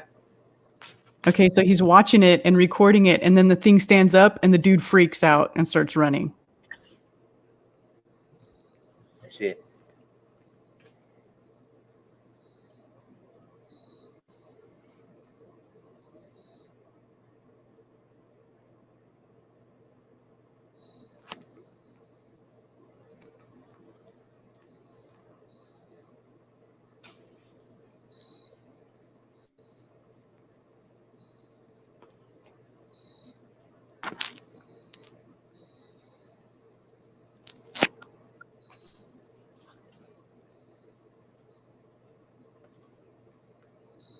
I wouldn't even have the courage. I would literally just turn the other way. I know, but sometimes this stuff is happening and it's like it doesn't even seem real. Yeah, you like run on adrenaline.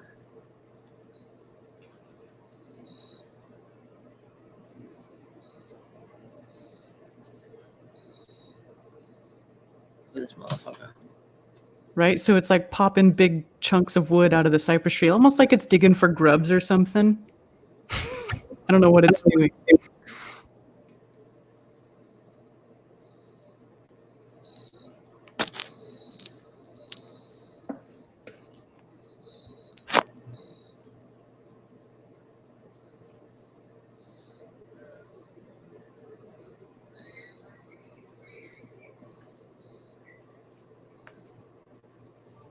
He watches it for a good while, though. Yeah. So then it stands up and he's like, I'm out.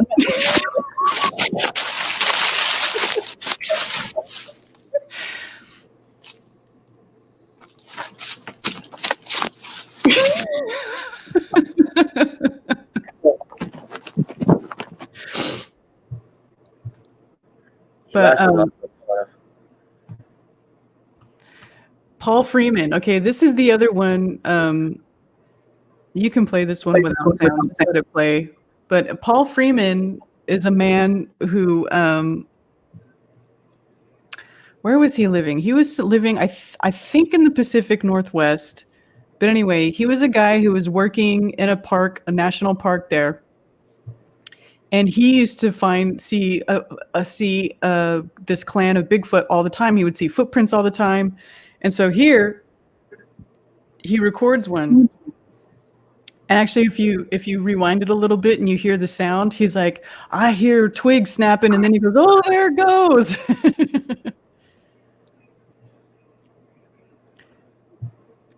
But this is also considered, like, after Patty, probably the second best footage caught of a Bigfoot. I hear the brush popping and stuff.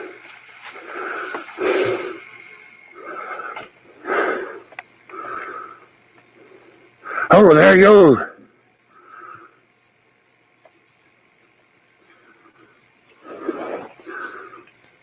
Jesus.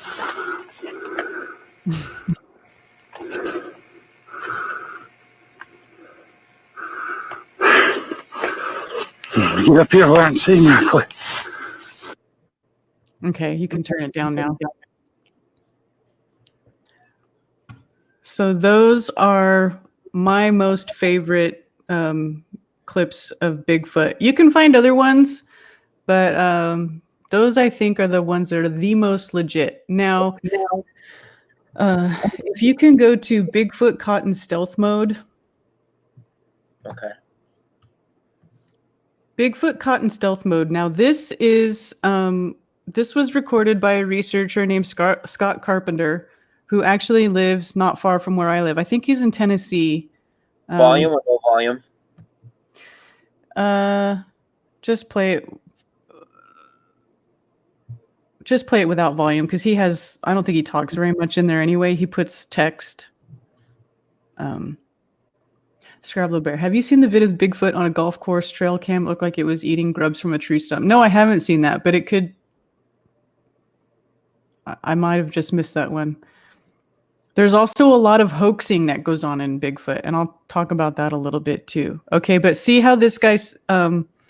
This is what I talk about when you see that they're in a cloaked form, where it's like you see the outline of the figure, but you don't actually see the figure. And yes, it is just like the movie Predator. It's just like that.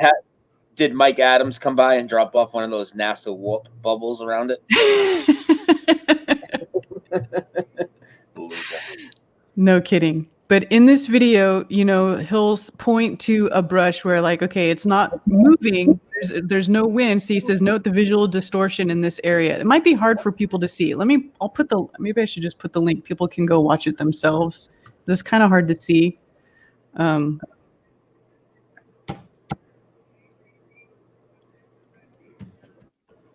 But in this video, if you watch it, there's one standing in front of the bush, and it looks like the bush is moving. Like he'll say, look at the bush moving, even though there's no wind. But here's the thing. It's not that the bush is moving. It's that the light is refracting through it. See how the distortion? So it's not that the bush is moving. It's that it's like you're looking through almost like a crystal. When you look through a crystal, and you see, you can see the image, but it's not where it really is. That's what happens when they're in that cloaked form. It's like you can see through them, you can see what's behind them, but it's different. The light is refracted in such a way where you can see the outline of them. That's how you know where they are. And that is what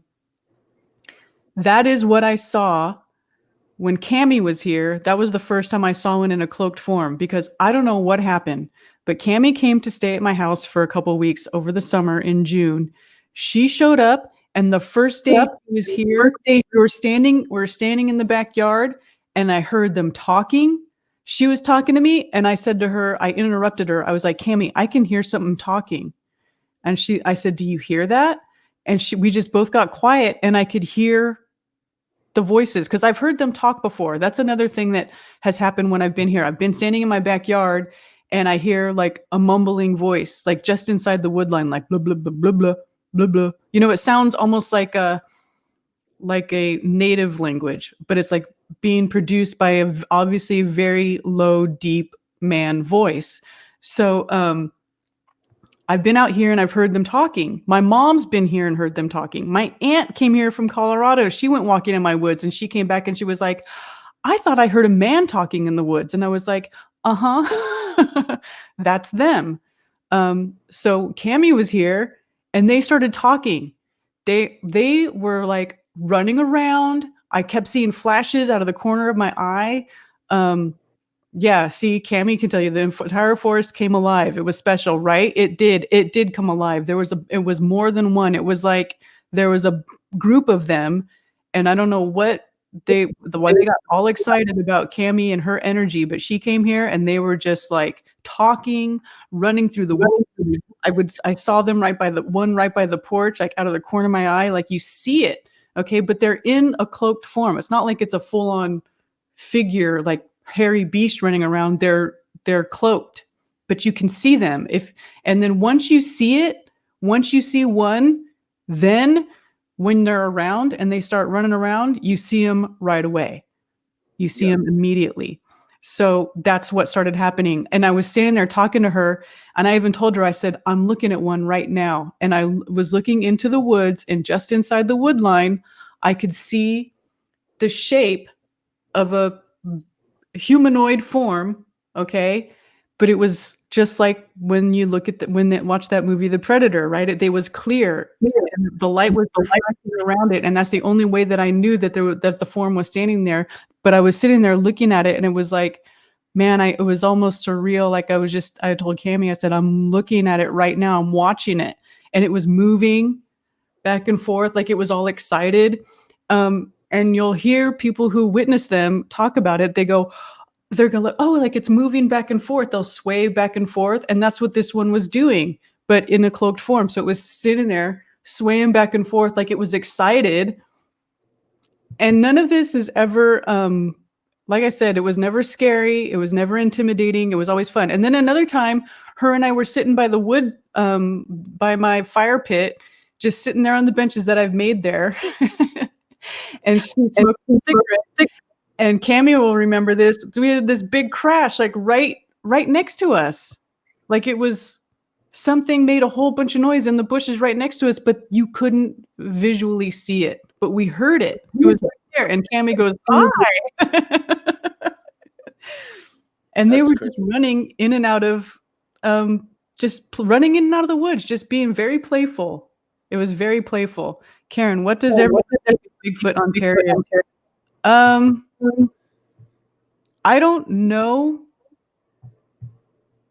From what I remember, I think Bigfoot Ontario had some kind of shady stuff. There's a lot of hoaxing that goes on in the Bigfoot world. What is Bigfoot Ontario? Is that just like is that a meetup of Bigfoot people in the Ontario No, it's area? just a channel. It's just a channel. Like a lot of okay.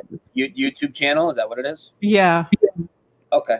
Yeah, I mean, it's one of those things where you just have to go watch them and decide for yourself. I remember watching some of their stuff and thinking, I don't know that it's legit. Although that was years ago. I might have a different opinion now because now I know a lot more about the supernatural, quote unquote, supernatural abilities that these things have. Now, we say supernatural. I think it is actually natural, but we've all just been sort of educated out of thinking that this stuff is a natural ability for these creatures. But I think that it's all very natural. It's all, this is how the realm is supposed to operate. This is how these things are supposed to work in this realm. So I don't think it's supernatural. I think it's very natural for them. It's just foreign to us because we're told that this stuff isn't real, that it can't happen this way, that physics doesn't work like that, so who knows? Okay. Check out the screen. This is a good question. Have you ever tried leaving gifts like polished stones or apples? I've left some crystal. I have a whole bunch of crystalline rocks around my property. So I've left stuff like that laying around. One time, okay, I used to have this flare-up of eczema on my hand. One time I was having a little bit of an eczema flare-up on my hand, and I was walking around my house, and I come back, and there is a pile of herbs laying right in my walkway where I always walk, right around my house. It wasn't there when I walked out initially. I came back, and there it was. Okay. So what I didn't know what the herb was, and I picked it up and I was like, what is this? So I go online, I took a picture, and I go online trying to identify it. It turns out that it was chickweed, which is a natural remedy or an herbal remedy for eczema. Yeah, so it was trying to help you out. So they were leaving me a gift. Yeah. So they're definitely healers, and we'll play another clip where you can play it with the sound on. A lot of people have had experiences where they start to habituate a group or a clan of these creatures, and they get scanned. It's called being scanned or zapped. I'm sorry. I know this is going to sound stupid, but I don't know what habituate means. What's that word mean? It just means that you go and you interact with them regularly. Oh, okay. Okay. That's all it means. It's a habit. You're habituating. You know, it's just a regular interaction between you and them. Like how dogs and owners are happy so they run around. Yeah, exactly. It was all very just when Cammie here. I mean, that was the best. It was the best. I want to do that again. Come over again this summer. They're way more active in the summertime. Okay, so anyway. People that go and have regular interactions with these creatures, they talk about what happens where they experience something where they get scanned or zapped, where they feel like this energy going through their body. I've actually experienced that. I was sitting out by my fire pit, the same place where I was just talking about where Cammie and I were sitting, where we heard them making a bunch of noise there. I was out there by myself and I was just laying there, and I felt from the neck down, like my head was okay, but from my neck down, I felt this vibration through my entire body. And I just sat there and just sort of, and it went on for a few minutes, and nothing bad ever happened. Again, I never felt scared, but I just felt this weird vibration, and it was like where it started and stopped was very specific. Like it was like from the neck down, I felt the vibration, but from the neck up, I didn't. So they do that. I don't know how they do it, but they will do things where they scan you. No, I wasn't frozen or anything like that. It wasn't like sleep paralysis or anything like that. It wasn't anything bad. But anyway, a lot of people talk about how they'll scan you, and if they find something wrong with you, they will actually do. This is why at the beginning of this book, he's got the quote from Tesla. If you want to know the secrets of the universe, think in terms of energy, frequency, and vibration, because that is how these things operate. Okay, they operate with energy, frequency, and vibration. So when they heal people, they'll see that they'll see lights, they'll see orbs, they'll feel a vibration in their body, and it's very intense.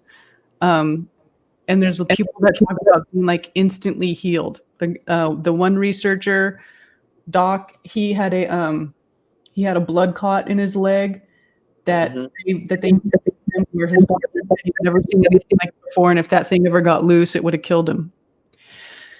But it didn't. So if you want to go to, there is a video called Last Ever Testimonial Video from Soya, and go to about 3 minutes and 40 seconds and start playing it from there with the sound on. All right. 1 second. Let me just put the screen share on and then we're good. Yeah. And anyway, this is the testimonial of people going there and talking about being scanned. And this woman talks about her healing experience, and she's so overwhelmed with emotion that she starts crying. England. Awesome. Thank you for flying so far to be here with us. And next up to bat, this crazy boy has been out there with 10 years with me. And we've been squatching together, learning together. You've seen him on Big Brother Season 6, Big Brother All-Star Season 7. Let's give it up for Mr. Jedi Hurricane Bigfoot Howie. I want to thank Dr. J for, a decade of squatching. Hopefully another 10, 20 years of Bigfooting would be a lot of fun. So 30 or 40. 30, 40 years would be great. There we go. Thanks, Janu, Bigfoot Forest people. But I'll go back. I'll start with night one, or actually minute one. My buddy and I, Mike, we were taking a leak in the bushes. We're out here in the wild, and we both put our, not supposed to do it, but put our flashlights on right away and walked up. Something 7 foot or beyond became startled as much as we did. We backed up a couple feet, and something 7-8 feet, totally disturbed the trees and bushes and moved everything. And you hear the footfall backwards. And we jumped, it jumped, and that was minute 1. So really, really cool right off the bat. And then we saw some lights. I saw a light display on night 1, and going into night 2, saw some more light displays. Now, for the first time, really, I heard a lot about them, shimmering images. I've seen a complete physically uncloaked Bigfoot. I've seen orbs, but I saw last night, or the final night, I saw down the path about 9 o'clock, I saw a shimmering image. I first saw it and looked about, I don't know, from the distance, 8 feet tall or in that range, maybe even multiple ones, but shimmering image of a Bigfoot. Pretty cool. Felt a few tinglings on the hand here and there when I asked it to shake my hands, a little bit of zapping. Saw some more lights throughout the 3 days. Not as much, but heard some branches cracking and some footfall here. Oh, first night, excuse me, yes, right in front of me, into about 20 feet into the trees. Heard some cracking and branching and some footfall. Very, very, very slow. But then last night, I had some of the zapping and the medical scanning. First would happen for about 4 minutes, then they'd go away for 30, 40 minutes, return again for 3-4 minutes, and happen again a third time. I've been used to, I'm not trying to be spoiled, but getting scanned, getting worked on, zapped for 30, 40, 50 minutes at a time, but maybe they do it in a better way now, or less concentrations of energy where I can't detect it. Maybe they hear something. Once again, they don't say, here's Howie, here's your PPO and your paper and your bill, and here's what we did. You hope they worked on something or fixed something, or just check to see if you were okay. But last night, so very, very, very, very nice. A lot of the same that I've experienced now for a decade, and a few new things once again with the shimmering images. But I'm expecting or hoping that in future excursions, I get to see the interaction take an exponential level for the better. Is what really has progressed over the last 10 years. Just really, for the most part, Bigfooting has gotten better and better and better. Met a lot of nice people and friends along the way, but had a lot of great encounters and excursions, and hope it keeps on going. Thanks, Dr. J, and everyone else. Thank you, Howie. Now, hello there. Who are you and where are you from? I am Michael Hitzman from Jacksonville, Florida. And night 1, driving up the mountain, it's a long time up the mountain, and it was just beginning to come dark. So when Howie and I, when we arrived at the base camp here at Soya, obviously we had to go to the bathroom, and mistakenly had our iPhones out, had the lights on. We're going to the bathroom, and as soon as we flicked our lights on, something very large and very invisible shot into the woods, and we're both standing there like this, saw it, and it was pretty cool to see, 8-9 foot of trees, like something running away from us. So that was night 1. Night 2, when Miss Amy was having her scanning, I saw the same orb type mechanisms that I saw in Chehalis last July of 2018, kind of crawling up her back and moving on, and then another one would start, and it looked like almost like a medical, like MRI scanning type device. So that was totally cool to me. And thirdly, just to mention, I'm honored and thank Dr. J for having me. I mean, obviously I know Howie, that's how I get the invite to see Soya. And yesterday, seeing Soa and seeing all historically what has taken place in the last 10 plus years of Dr. J's research was really cool for me, because I love the outdoors. I come from Florida, flat ocean, and being up in the mountains here is it's magical. Flat ocean. So enjoyed the whole trip. Last night I was super tired from being up most of the first 2 nights, so last night was pretty uneventful for me, just a lot of hard sleep. So thank you, Dr. J. Can't wait to visit you in Chehalis at your CIA. At the CIA, at otherwise known as Camp Janu. Now, next we have a name and where you're from. I'm Amy Rajek, and I'm from Daphne, Alabama. This is the woman who gets very emotional. Listen to her story.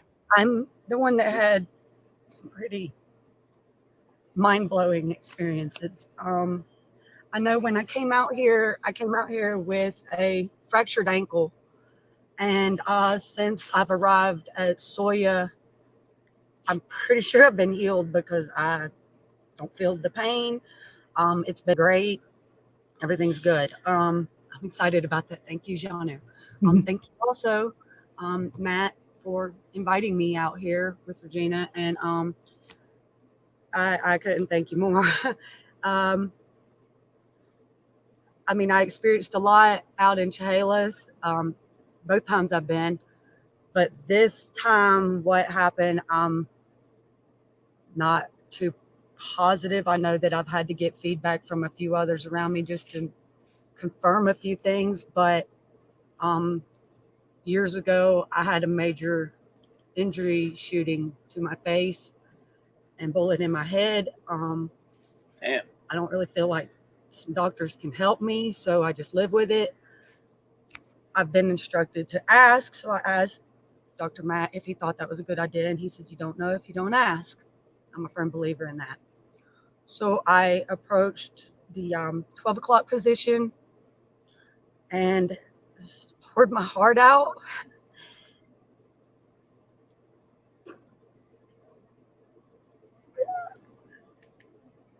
I can't really explain all of what happened because I'm not sure. But I definitely felt a lot of energy. And I'm not one to really lose it and cry. I'm usually a really strong person, especially for the tiny female that I am. I lost it. They came up and I guess was scanning me or working on me. And I felt like I was going to hit the ground. I was trying to control my breathing and everything. And it eventually got to the point where I could hear everybody behind me in and out, kind of talking from time to time between everything that was going on. And then I know that Dr. J had to send in Mr. Andy to come and get me. And when Andy came in for me, right there. he had to wrap his arms around me to keep me from falling down. And when he did, She's real upset. I went into his chest and we merged as one for I don't know how long. And it was like trying to pull a plunger off a wall that it wasn't him and it wasn't me, but they pulled me back out of him.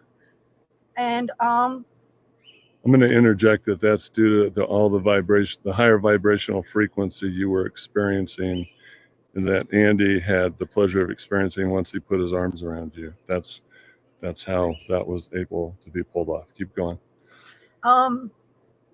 I know that he had told me that I was going to be okay, which I felt that I was going to be okay. It was just very intense energy, like I have never experienced, and I've been electrocuted.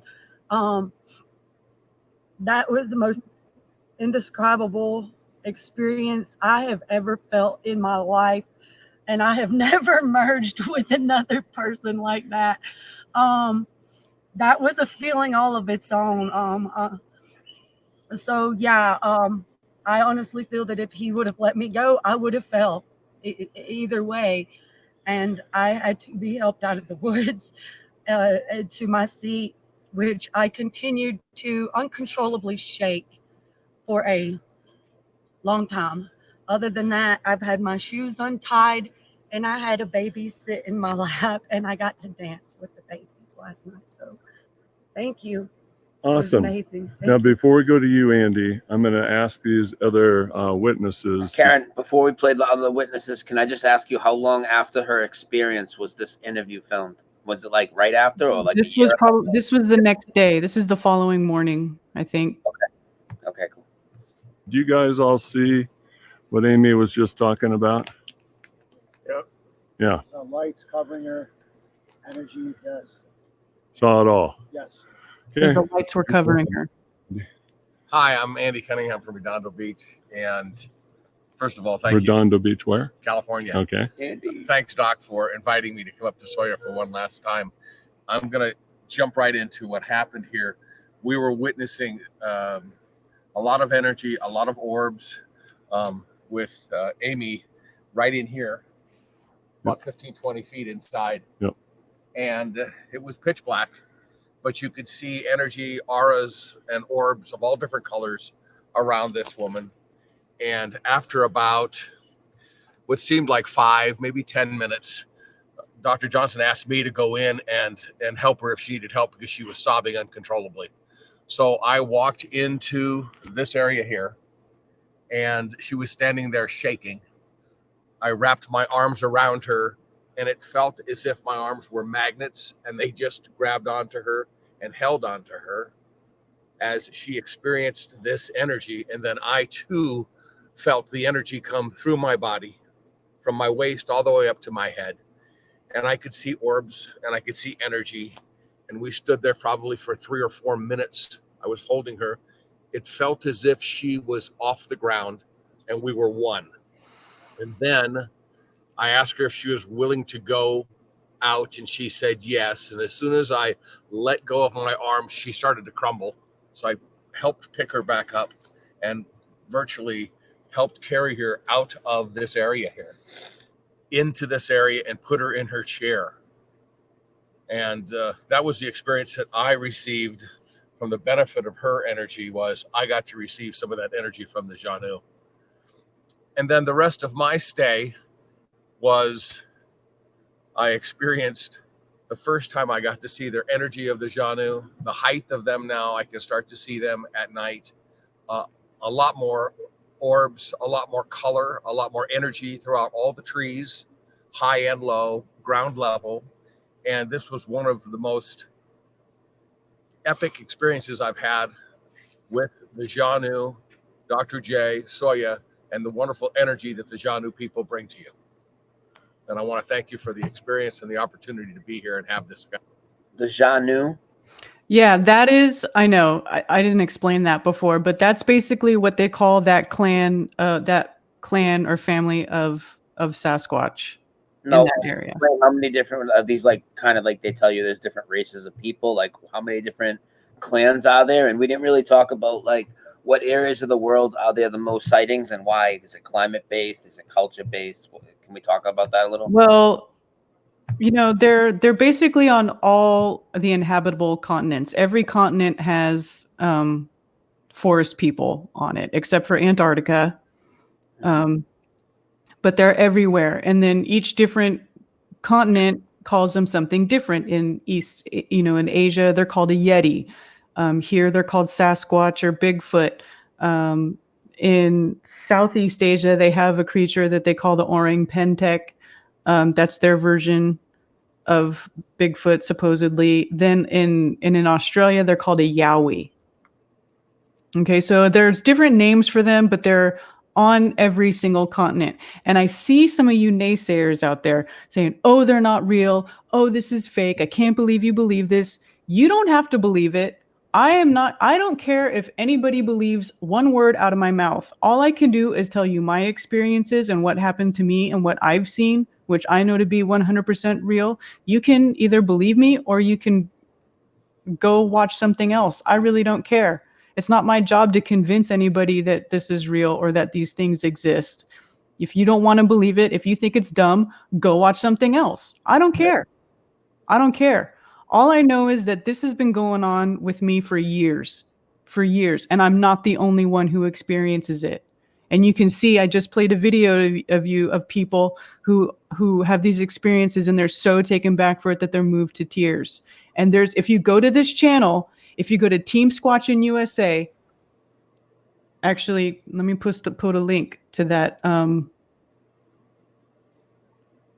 channel. Go watch it. Go watch the videos on that channel where they have testimony after testimony after testimony of people going to this area, going to this area and having the same experiences, being healed, being surrounded by love, having the most moving experiences of their entire life. And you can just go watch their testimony. You don't have to listen to me, or you don't have to watch it.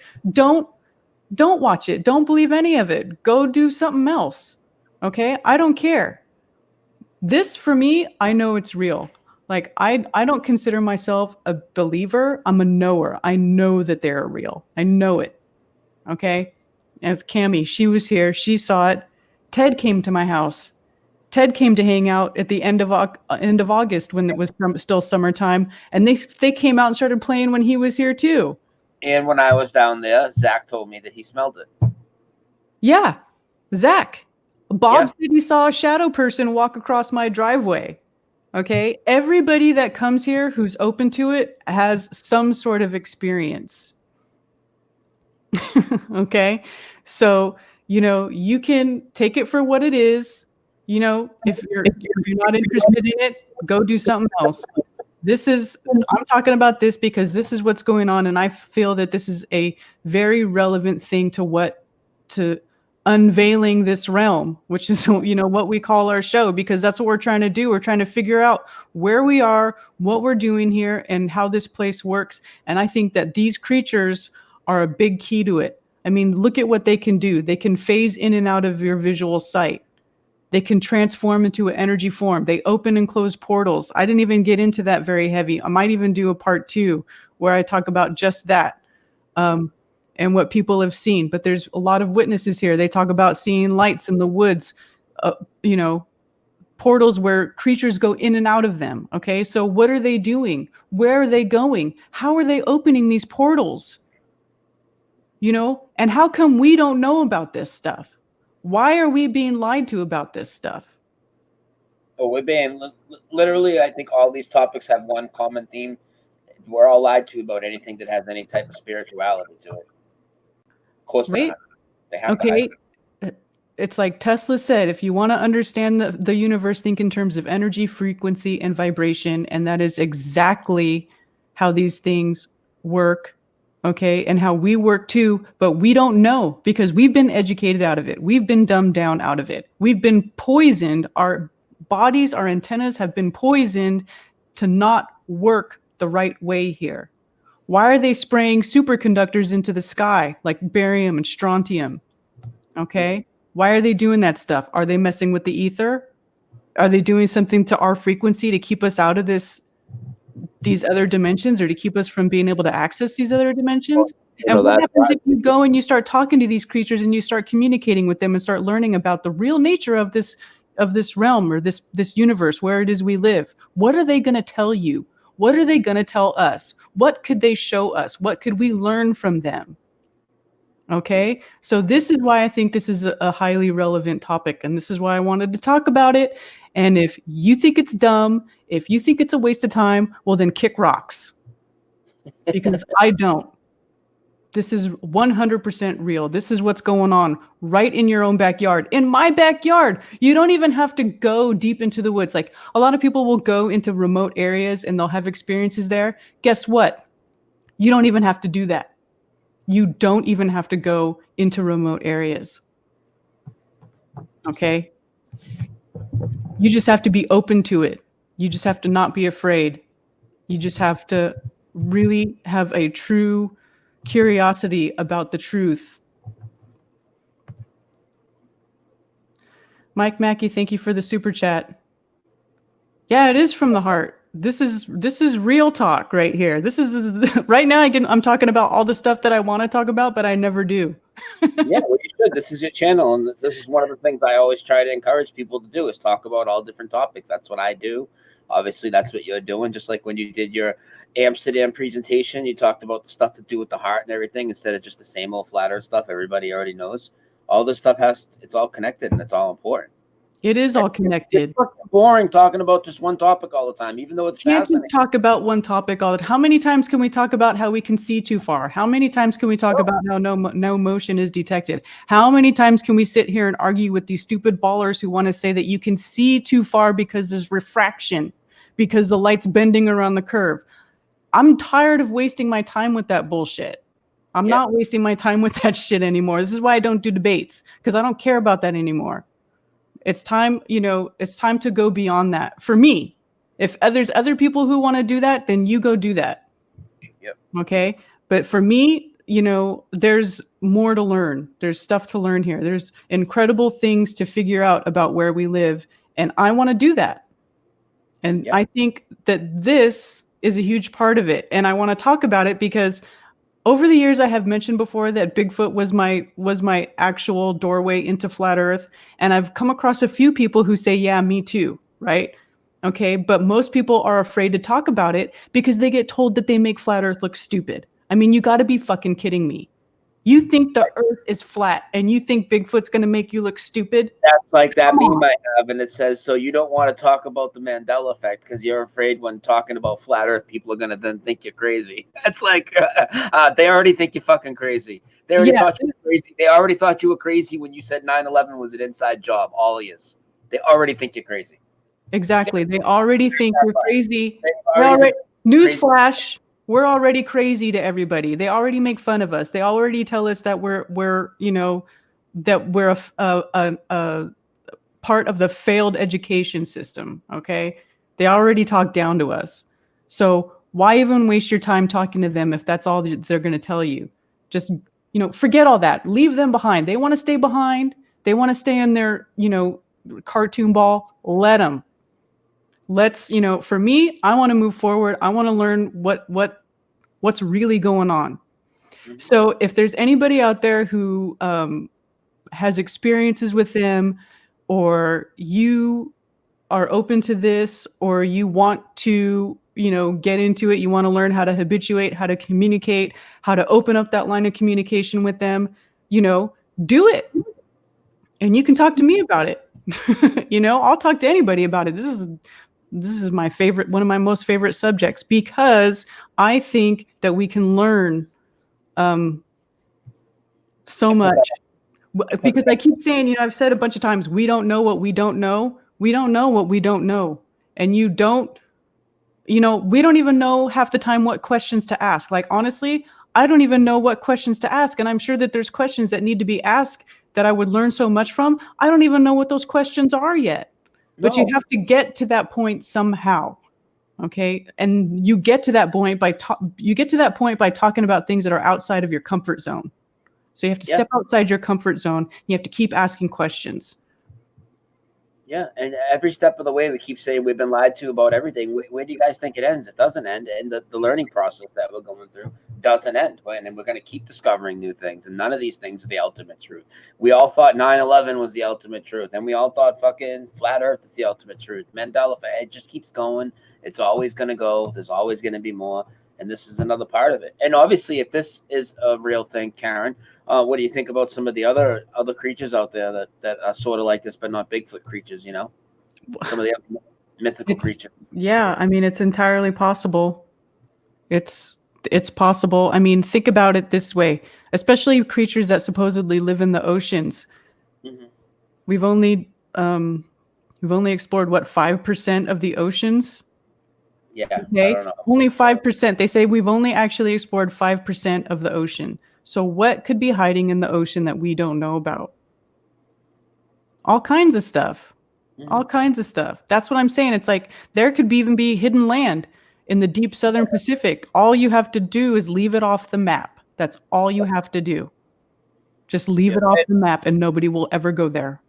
I want to address this question real quick. Bonnie Riggs says mud flood is the ultimate truth. And no, I would disagree. I would say that's another piece of the puzzle. You can't have that attitude that something's the ultimate truth. You're boxing yourself in. You're boxing yourself in and you're restricting yourself. What do you mean? So after that, you're not going to move forward?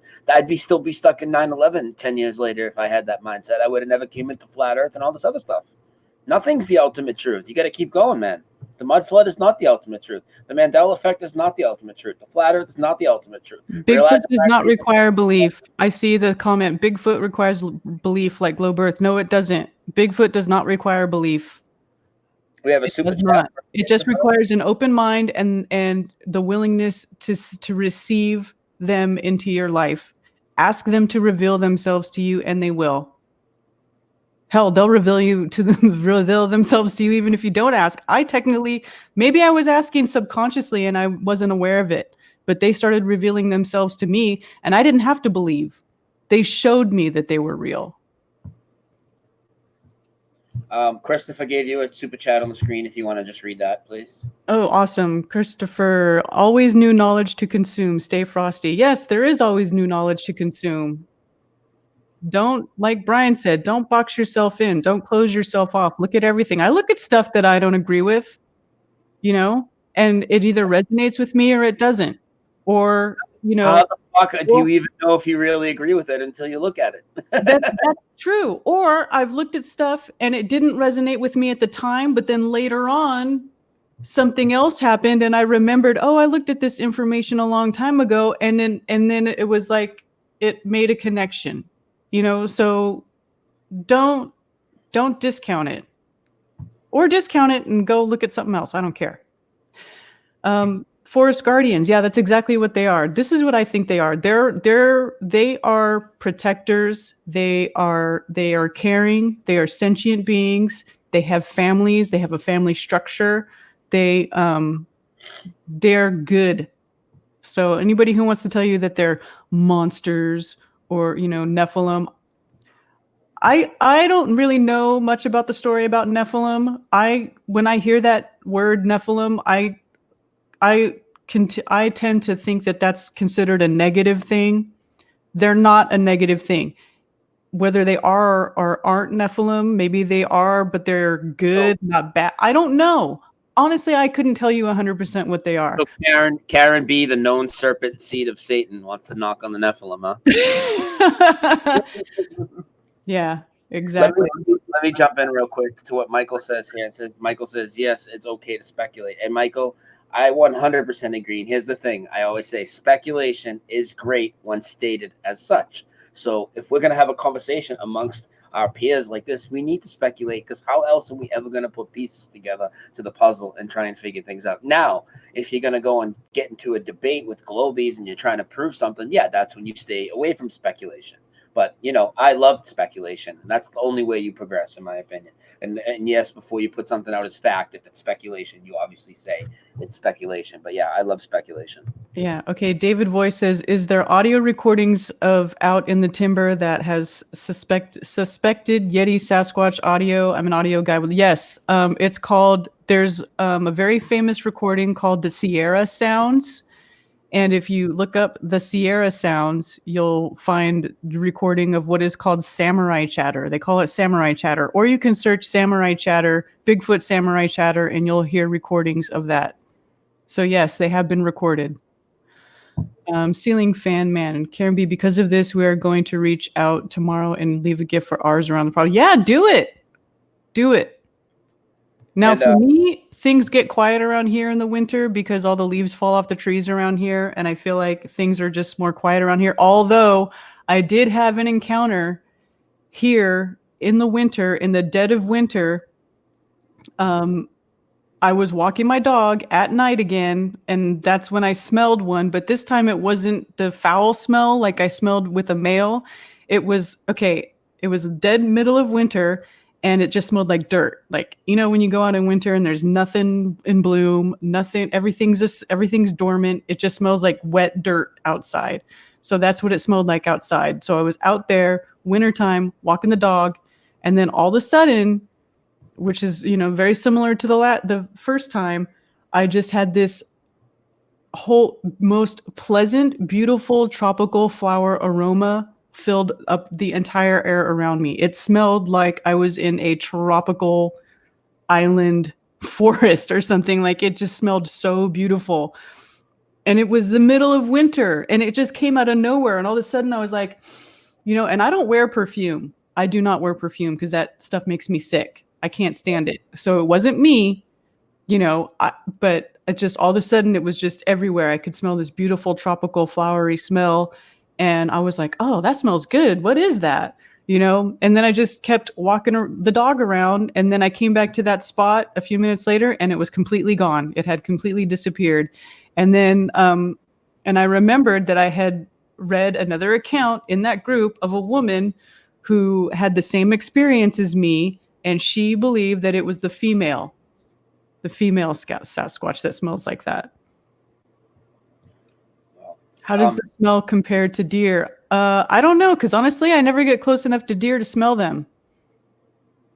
But I can tell you that the male Sasquatch that I smelled horrid, which I talked about when I very first started talking about my experiences. It smelled like the dirty, nasty, wet dog times 1,000. It was disgusting, musty, gross. Well, hey, I need to take 5 minutes real quick. You want to take 5 minutes yourself, or do you want to talk to the chat? I'll talk to the chat. Okay. If anybody has questions right now, you can ask questions. Karen B, yes, Nephilim is a bad thing. Okay. Any other questions? Deer do not stink. I don't think they stink either, Michael. I never smell deer. They always take off too fast anyway. I never get close enough.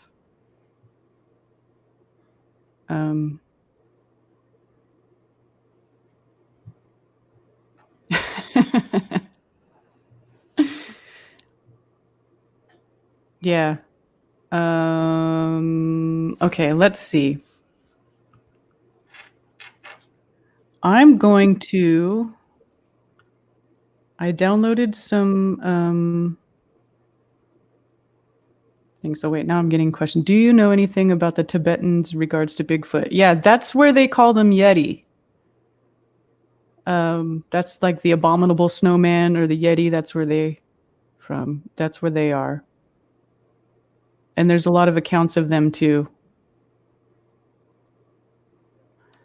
Lavandra unicorn. Are they from a different realm?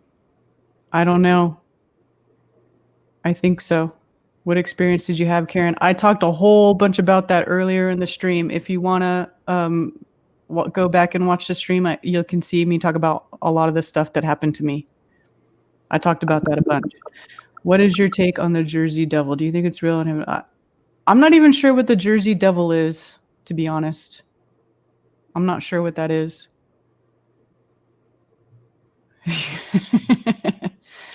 My thoughts on finding Bigfoot is that finding Bigfoot is a big bullshit show.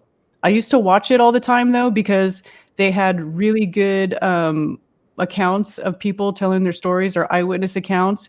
But when they go out and they try to find them, quote unquote, find them, and they're out all night hooting and hollering and hoo and banging on trees, that's retarded. You will never, ever, ever get an encounter that way. Never.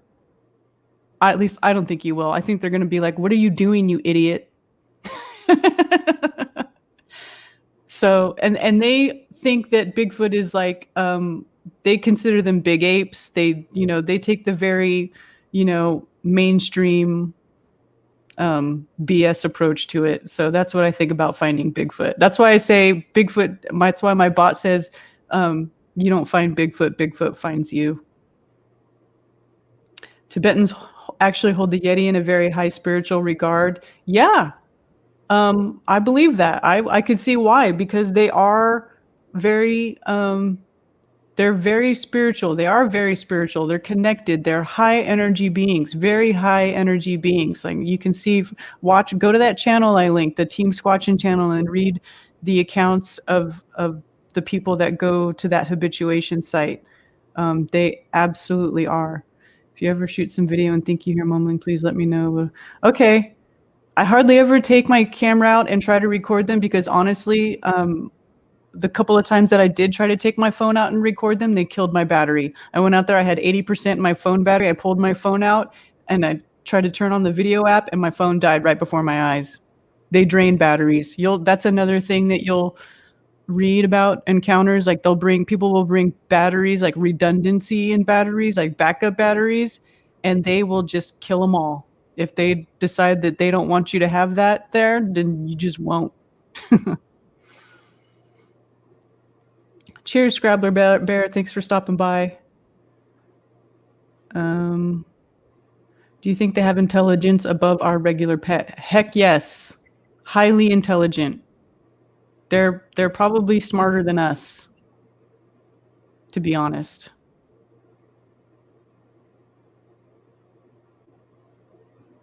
What do the Sasquatch mean to you?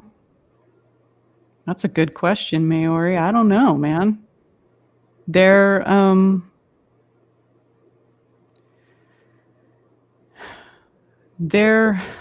could be teachers. I think they could be teachers to us. They could teach us so much if we could not act like idiots in the woods and be afraid. I think if more people were open to it and were willing to try to communicate with them, that they could be teachers.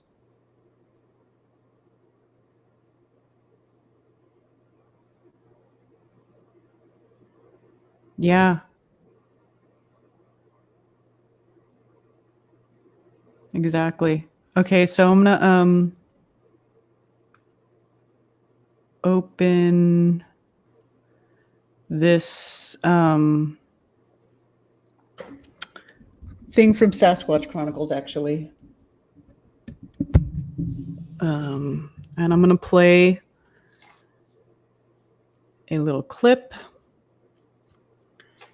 Let me go to a part here where this guy talks about when he sees one. So listen to this. And I'm like, oh my God, there's the yard. And I'm still thinking we're not going to make it. And, you know, then there's the door. And then we get inside the door. And I'm like, oh my God, you know, we're here. My cousin Diane, she's just like, you know, oh my God, what happened? What happened? And I'm telling her that there's monsters in the woods. You know, she goes, well, look, I want you out of your mind. You know, there's no way you're going to get me out there. They called my parents, or she called my parents, and they got home and they heard the story, and my mom believed me, and my stepdad, he was very skeptical, and he wanted to go back out there, and I wasn't about to go back out there. But he dragged me back out there the next morning. There used to be a log that we used to cross all the time over a batch of nettles. We used to kind of play King of the Hill on that. You know, hey, we had to entertain ourselves somehow. But that thing was broken in half, and it was every bit of 3 foot around. I mean, it may have been hollow in places, but, you know, this thing was massive log. I mean, you know what I mean? You and I weren't going to break it. You could take a machine to actually break that, you know, like a bulldozer or something. So when he saw that, you know, he thought, well, you know, that's odd, but he didn't necessarily, you know, believe me. But I made my mother call my grandparents who lived, there's no way I was going to be there. But I heard 2 weeks after that incident, my mother was watching Chiller Theater or Night Owl Theater, one of those things. And my cousin Nick was there. And maybe I went to the wrong one. Hold on. Read the screen if you can, real quick while you're looking. Question on the screen? Is there any more authentic Bigfoot footage lately? I don't know. Every once in a while, a video comes out. There's this channel that I have on my recommended channel list. It's called Bigfoot Tony, and he analyzes video, and he's really good at it. And he's really good at pinpointing fake footage versus real footage.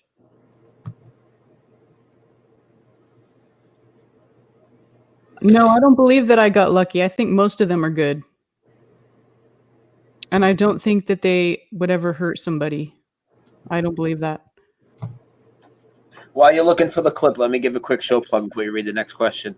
I did a Mandela Effect interview today with this guy, Adam Walton. Was a really good interview. And I think you guys are really going to enjoy that. So it'll probably be too late tonight. I mean, maybe I'll air it tonight. If not, I'll air that tomorrow afternoon. And then Saturday at 10 a.m. Eastern, Robin Campbell from Lifting the Lid. It's going to be his awakening interview. So that'll be Saturday morning. So I just wanted to throw that out there. All right. Let me see if I got the right. Well, she was very real.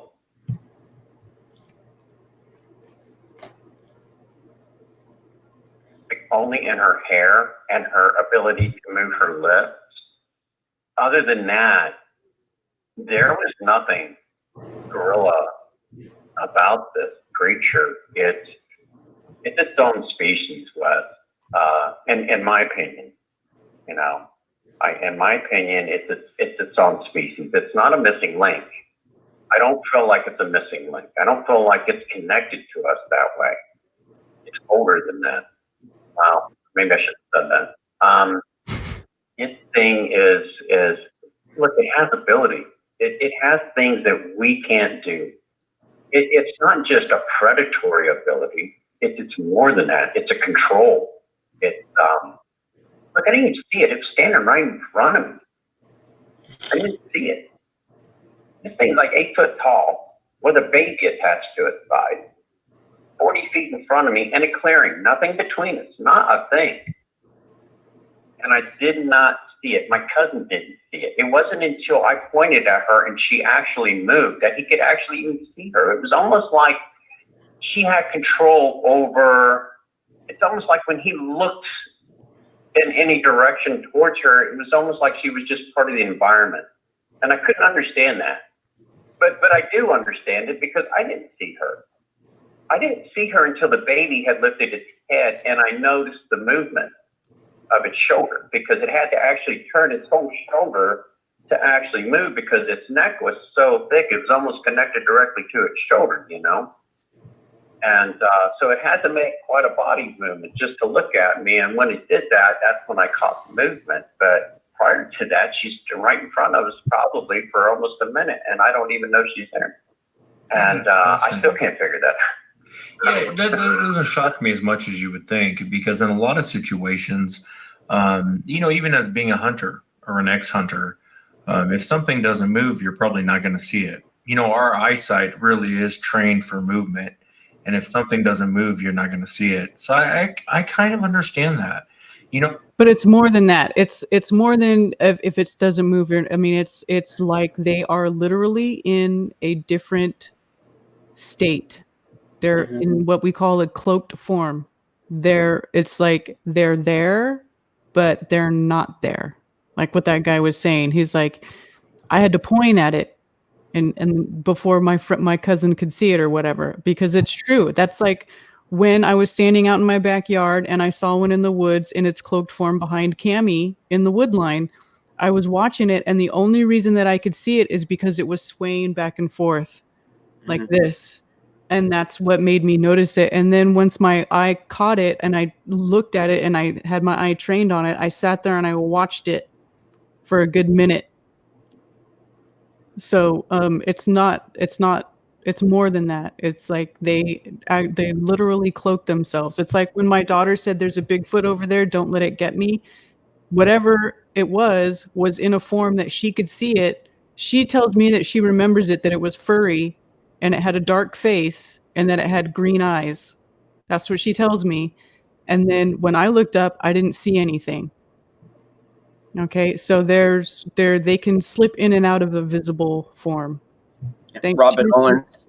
Cheers, Robert Owens. Thank you. Thank you. So there's that. Now let me fast forward to another part of this, and I'll go to another. This is where he talks about what they are, or what he thinks they are, I think. It's fascinating you say that. Whenever I talk to, I would say most of the time, whenever I talk to an eyewitness that's gotten a really good look up close and personal like you did. And you did a great job on the drawing too. And if people want to check it out, go to SasquatchChronicles.com. I'll post a picture of it, of what you drew. But you did a good job with the horse teeth and being kind of broken and everything. But one thing I find fascinating is when I talk to a lot of people and they get very up close and personal with these things, they'll say that a lot. They'll say there's something about the eyes. There's something about this isn't a normal animal, and it's not a person, and it's not a monkey, and it's not an ape. I don't really know what this thing is, but there's something very odd about it.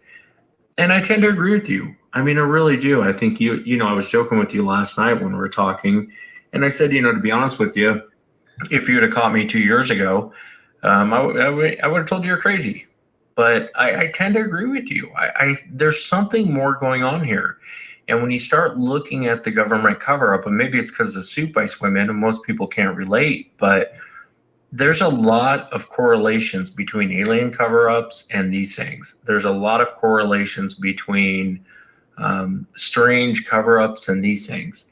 And if it was nothing more than just a wild monkey out there running around, why cover it up? Why?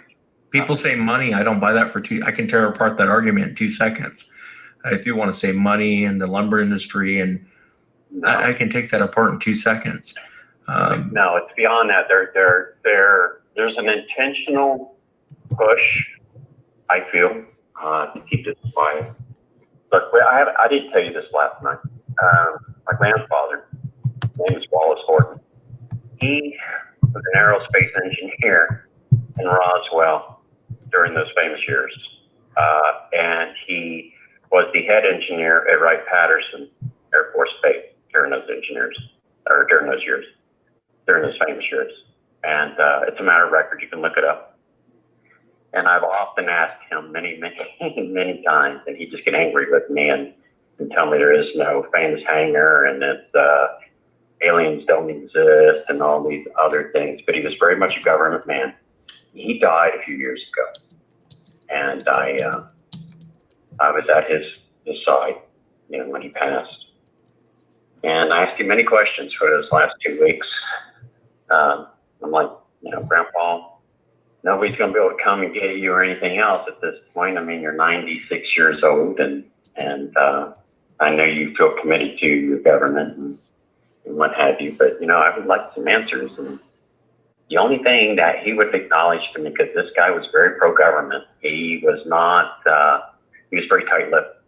He told me, he said, Johnny, he says, I'm not going to tell you what I know. He says, but I will tell you this, if you want the truth, the answers lie in Venezuela. And that's all he told me. I couldn't begin to tell you what that means or anything else, because, there's not a lot out there that I could find dealing with Venezuela, and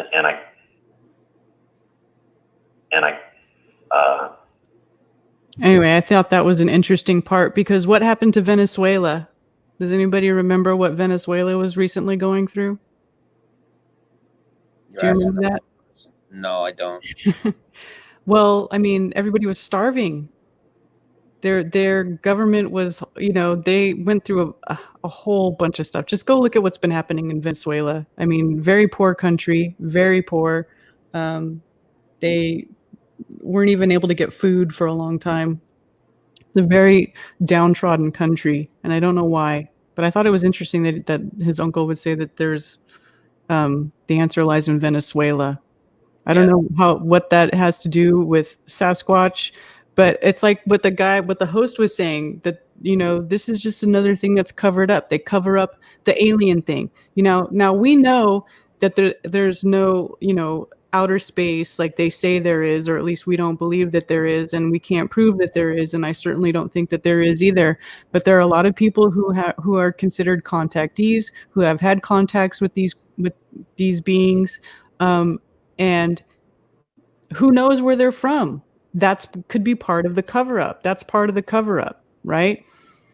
Who knows what they're from? They're from another realm, another world, right? They're coming here to contact us, and they make you think that they're gonna, kidnap you and probe you and do all these horrible things. Maybe they will. I don't know. But it's just another cover-up. This is something else that they're covering up. No. I saw a question come in that you kind of briefly answered in the chat with just a yes. Somebody asked you if you've heard of this energetic ground mist. What's that all about? And then get to the next question on the screen after that. Yeah, that's kind of like the portals, right? That's kind of what they would say, that it's like it looks like it's a mist of light, like it's energy light, right? That's what the portals are. And what's the Mount St. Helens Bigfoot event? Mount St. Helens. Well, supposedly when Mount St. Helens blew, there was an injured Sasquatch that was present on the mountain, or that some people found when Mount St. Helens blew, but it came and got picked up by a helicopter, by a military helicopter, and taken away. So that is what I heard happened on Mount St. Helens.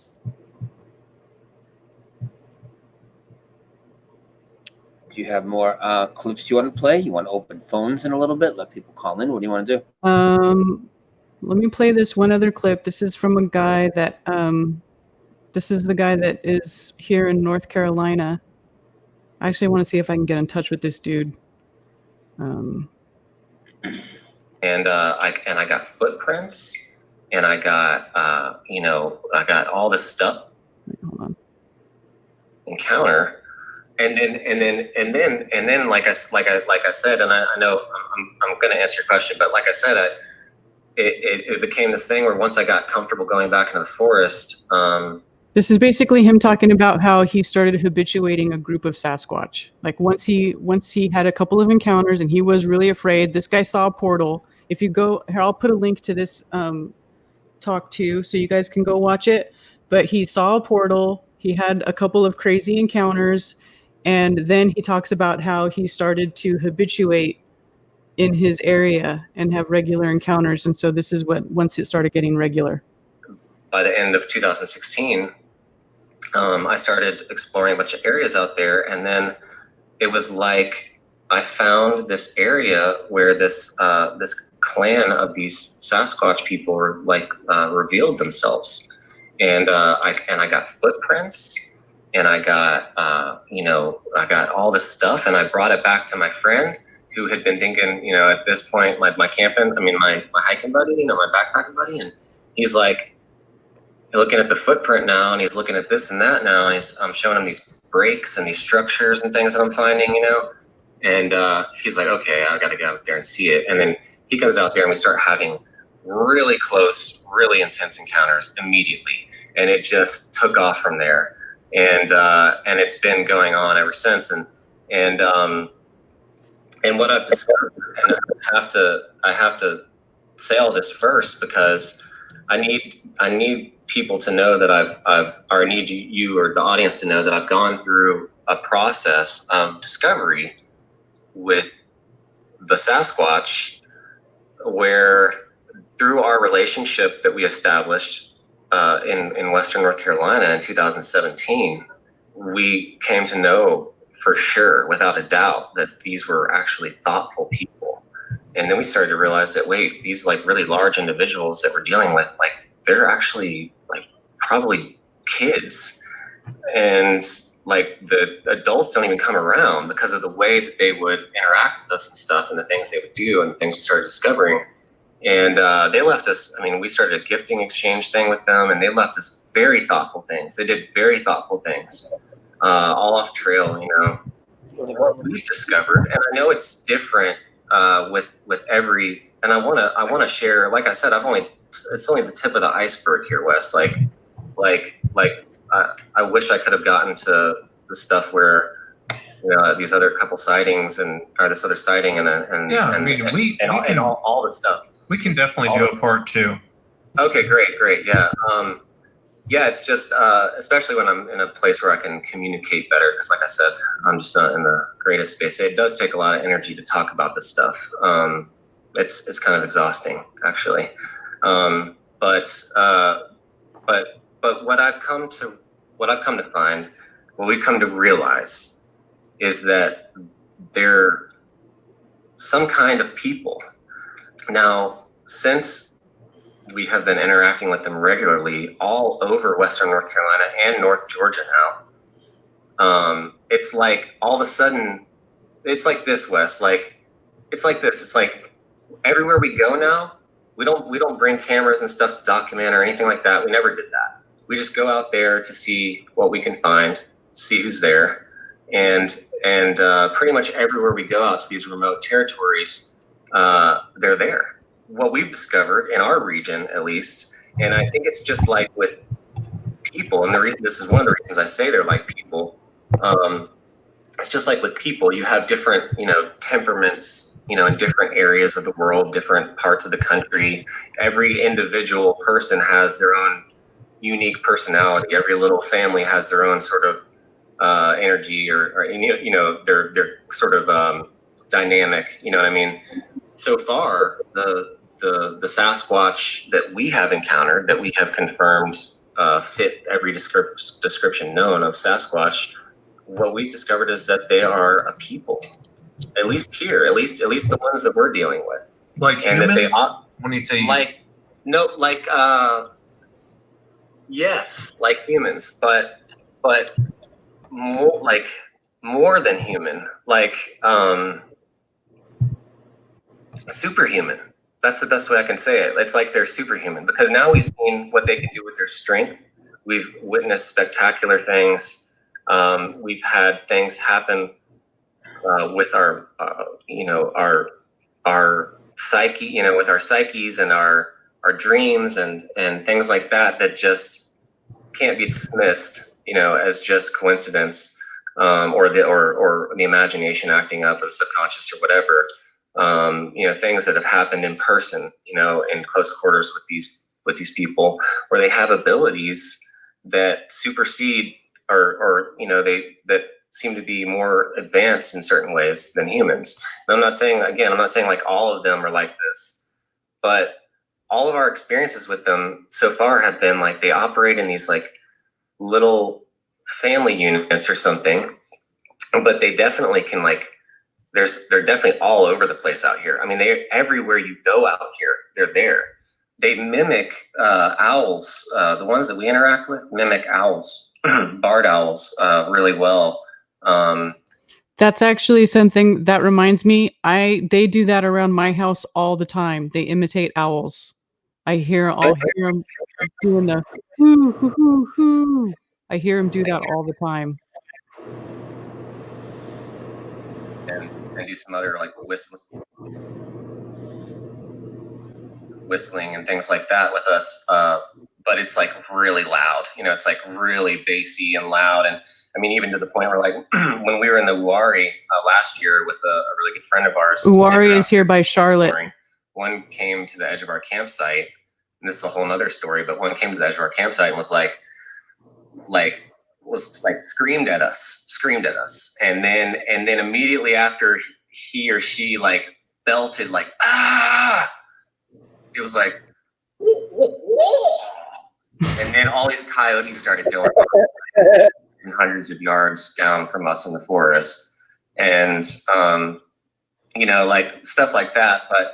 But they when our interactions with them and the things that they've done, and like I said, the details of like that I can share with you, like the gifting exchanges and things like that.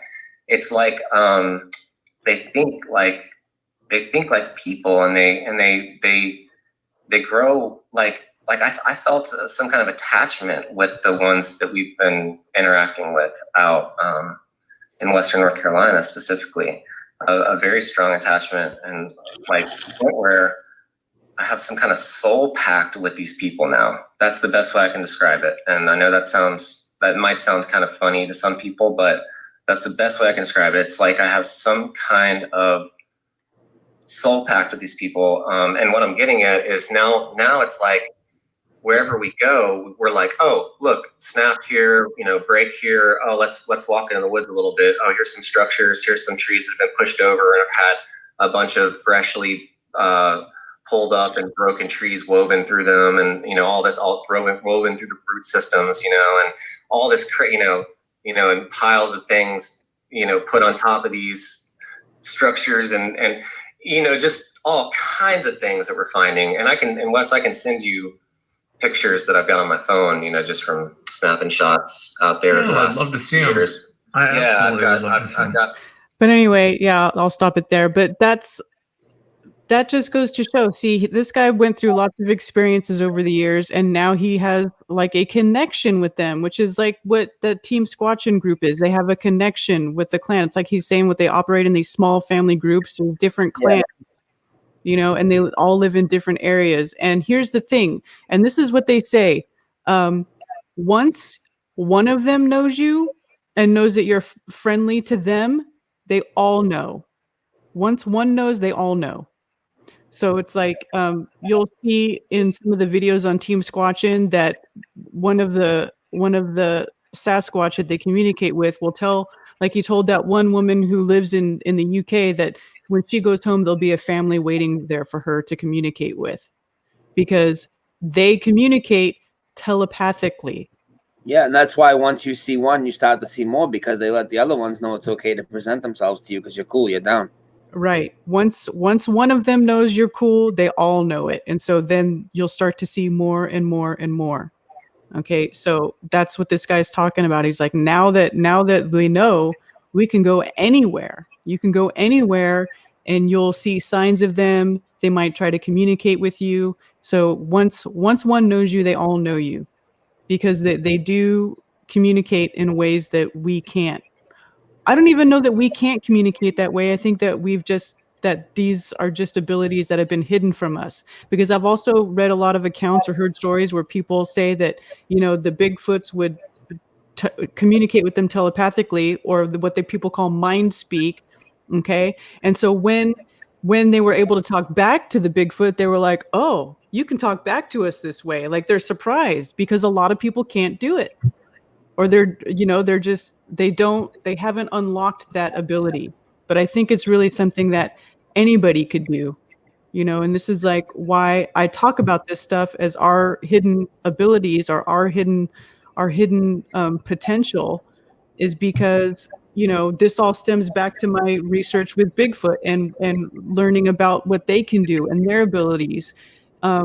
I think that we have a lot of these abilities too. I'm not saying that we can do everything that they can do. I'm not saying that we can phase in and out of reality. Maybe we can, but we just don't know how, or we just have been, like I said, dumbed down out of it, or educated out of it. Hey, I'll tell you right now, I'm working on it. Right? Okay, so I don't know, but I definitely think that there's something to be learned from what they can do and how they can communicate with us. There's something to learn about ourselves from talking to them. Yeah. So that's and Lieutenant says chemtrails are locking us down. I believe that is all tied into the spiritual nature of this realm. That's my opinion, Lieutenant. I never thought they were there to kill you, but I feel that they're blocking our connection to each other and possibly to these creatures as well. Okay, so if you want to open phones, we can open phones, but please keep it on topic to Bigfoot. Don't call in and start asking about Mandela effect. Like, I'm not against it, but tonight it's all about Bigfoot. So if you have questions about Bigfoot, if you have a experience with Bigfoot, or someone who has one, or you want to talk about something that's related to what we're talking about tonight, then that's what we're on about tonight. So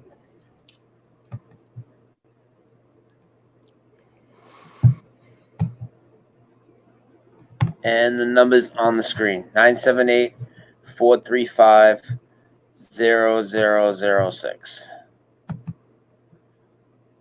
humans are extremely intelligent, but we are all locked. Just look into how capable us humans are. Watch YouTube vids of people creating amazing things. Yeah, if you watch like Trevor 7 and his telekinesis videos, I love that guy. He's actually really cool. I've messaged with him a couple of times. He's super cool. There's a lot of people showing you that they can move things with their mind. They could practice different types of telekinesis. So there's a lot of things that we're able to do that aren't, they want you to believe is fake. Yeah, a whole lot. There's a lot of declassified CIA PDFs around that stuff too. They study it. Phones are open, 978-435-0006. Give us a call. Oh, it's ringing. Why don't I hear it? Yeah, I was going to say, I hear it. You don't hear it? No, I don't hear it. I'm going to have to put my headphones back in. Go ahead, talk to the caller while I put my headphones back in. Hello? Hello. Hi. Hi, this is Chris from Indiana. Hi, Chris from Indiana. How are you? Brian, turn the ringer off. Yeah, hang on. My headphones are all staticky. How's it going? Do you have a Bigfoot story? Yeah, actually, I have two. One was when I was very young, and then one was just maybe 10, 11 years ago here. The first one was in Northern California. I'm pretty sure I was around 7, maybe 8, and my brother had lived over there in Northern California, or Southern California, but he took me to a friend of him and his wife took me to a couple that they knew in Northern California, and we were me and this little girl. I think she was like maybe a few years younger than me, and we were had our face to the back of the couch, and it was in front of a picture window here, the porch you know, like a walk-up porch, you know, like a deck, Mm-hmm. and just out of off from the right, it was a Sasquatch. You know, I didn't know at the time about Sasquatch, but he kind of leaned in and looked at us in the window, and the little girl just let out a harrowing, blood-curdling scream, and everybody else was in their dining room or something, and he looked at me and looked at her, and then it almost like he had an expression on his face after he could hear her screaming through the glass. I know he could, and he just kind of, you know, tilted his head, looked at me, and ran off out back off the property into the woods. And they come running in there. I'm sure they probably thought I was, you know, something was going on between her and I, but you know, she said, you know, she was screaming, you know, monster, monster, you know, and I was just overwhelmed. I was like, whoa, I didn't know what to think. And then years later, here in Indiana, I was visiting I'm a musician. I was visiting a friend of mine, a singer, and it was just, you know, west of where I live, out in the country, and on his I had to turn left off this main road to go to his road. It kind of went up into like up a hill, and you know, there's like a cul-de-sac on the back, but he was the first house on the right. But he's on a big hill up there, and I'm just, you know, pulling in, turning left, you know, and I see this. I thought it was someone in a ghillie suit at first, and he just ran down the hill like 2 steps down this very tall hill. I'm not sure how the elevation of it, but it's like he took 2 steps down the hill, and it didn't turn, look into my car lights, but he turned his head away from it and kind of ducked his head, and just 1 step across the road, and then down in there's like a little drive on the other side of the road. It was like a walnut forest there of trees, and he ran through there, and I drove up to my buddies, and I called him on the phone in the car. I didn't get out. I said, I'm not getting out. He goes, why? I said, I've seen something running down your property and across the road here. And he didn't believe me, and he goes, oh, come on in. And I said, nah, at least let the dogs out or something. He had like 3 pit bulls, and 2 of them ran immediately when he opened the door towards, you know, across the road where I had seen the Sasquatch, you know, transport through there or whatever. And I got out of the car, and I said, see, there's something, they're chasing something over there. And then, you know, he got one of them to come back, but the other one was gone for 2 days, and she came back. She was safe or whatever, but he didn't believe me. And then I think it was maybe a year and a half later, his wife passed, and he had said, man, I tell you what, I believe you, because he was sleeping and he heard something kind of, you know, ruffling around outside his bedroom window, and you know, like the low tones in the voice, like, you know, I couldn't reproduce it, but and then I guess just maybe 6 months ago, his father had a Bigfoot encounter, and I know it's somewhere here in Indiana, but I'm not sure where. That's all I wanted to tell you is about those 2 encounters. That's fascinating. So, did you feel scared in either one of those encounters? Probably when you were a child, you might have felt scared, were you? Yeah, I felt a little scared then, but I think the girl was screaming so high pitched that kind of startled me even more, you know. And then when he looked at her screaming and looked at me, it almost looked human in his face to me. I think it had green eyes, if I recall. It was a long time ago. I was a little kid, Mm-hmm. but yeah, he sort of looked like a lot of human features in his face, and I know it had to have been a, you know, male, I'm sure, but it was just, you know, it was like so fast and sudden that.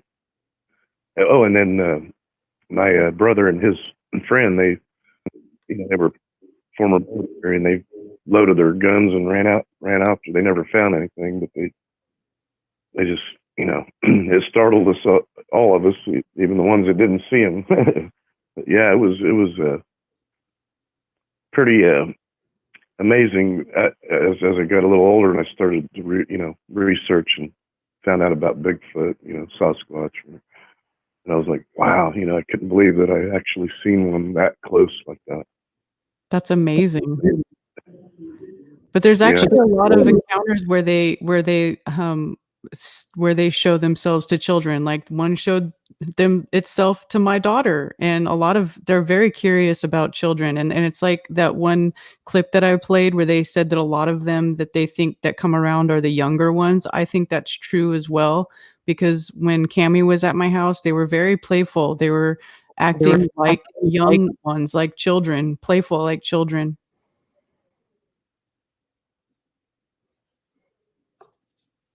Anyway, hello, Christopher. Chris? Is that your name? You still there? Yes, Brian? can you hear?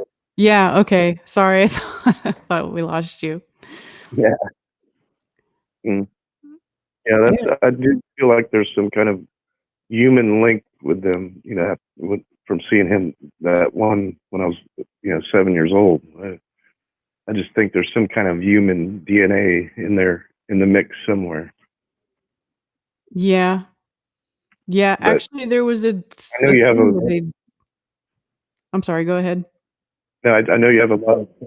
I'm sorry, but I know you have a lot of anxious callers calling. I don't want to take up all your time, but it's very interesting to me, especially after having those two encounters in my life.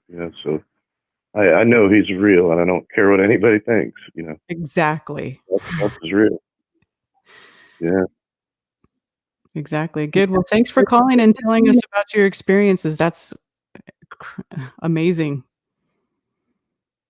Yes. Well, thank you for the opportunity, Karen. I really appreciate it. Yeah, sure. I really enjoy listening. Yeah. Good. Good. Thank you.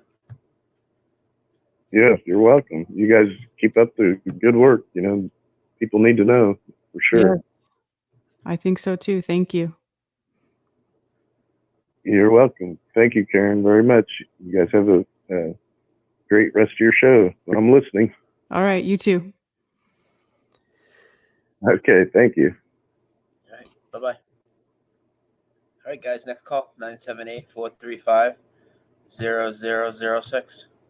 There was a project where they should try to map the genome of the Bigfoot, and all the labs would send it back as human.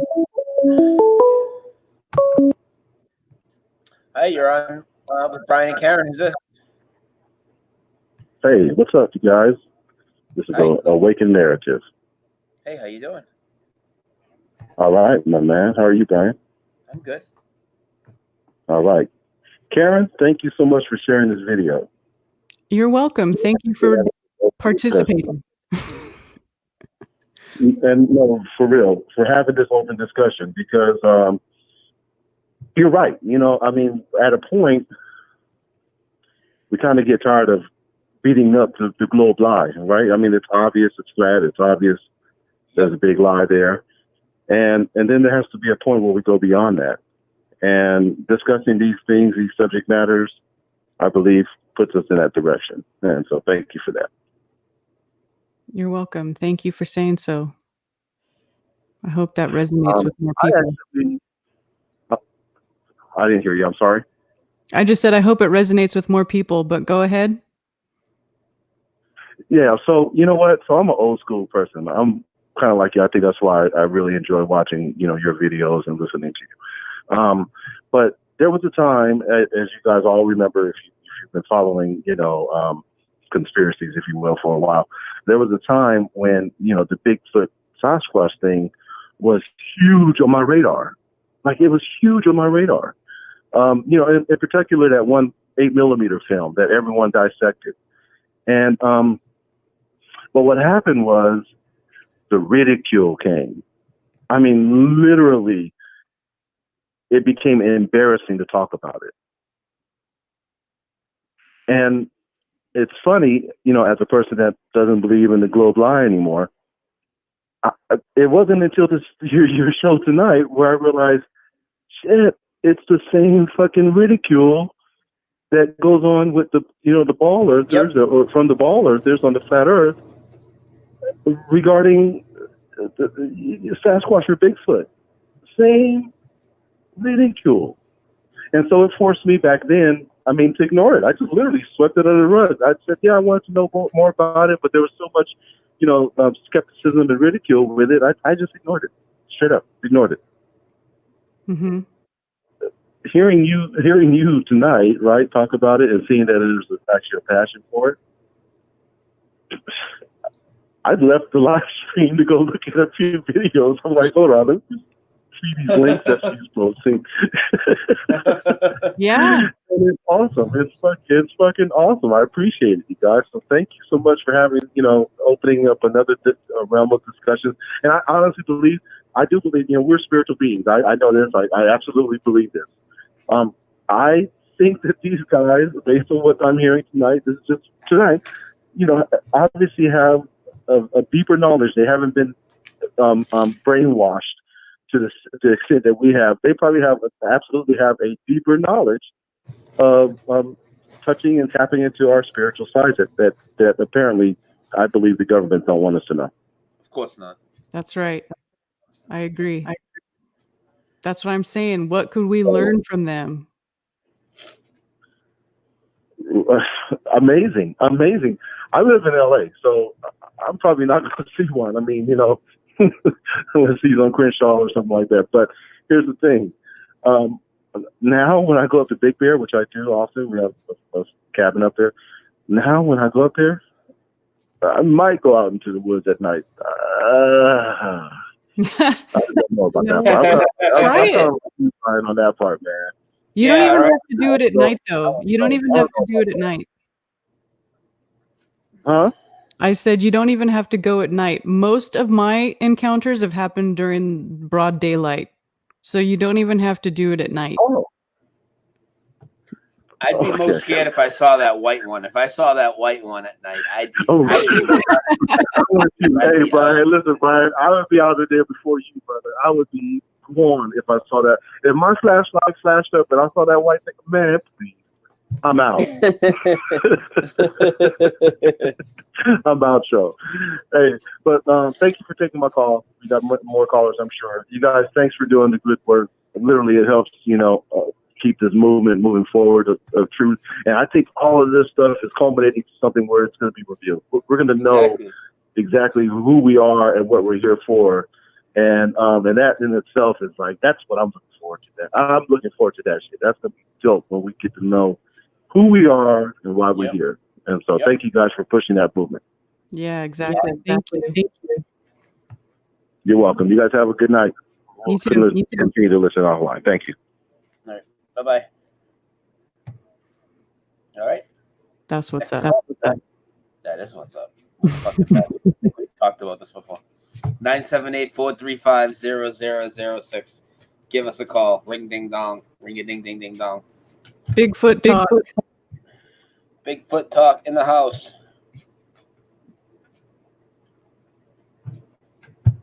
(978-435). There we go. And I can only let the first one through, guys. You're out with Brian and Karen. Who's this?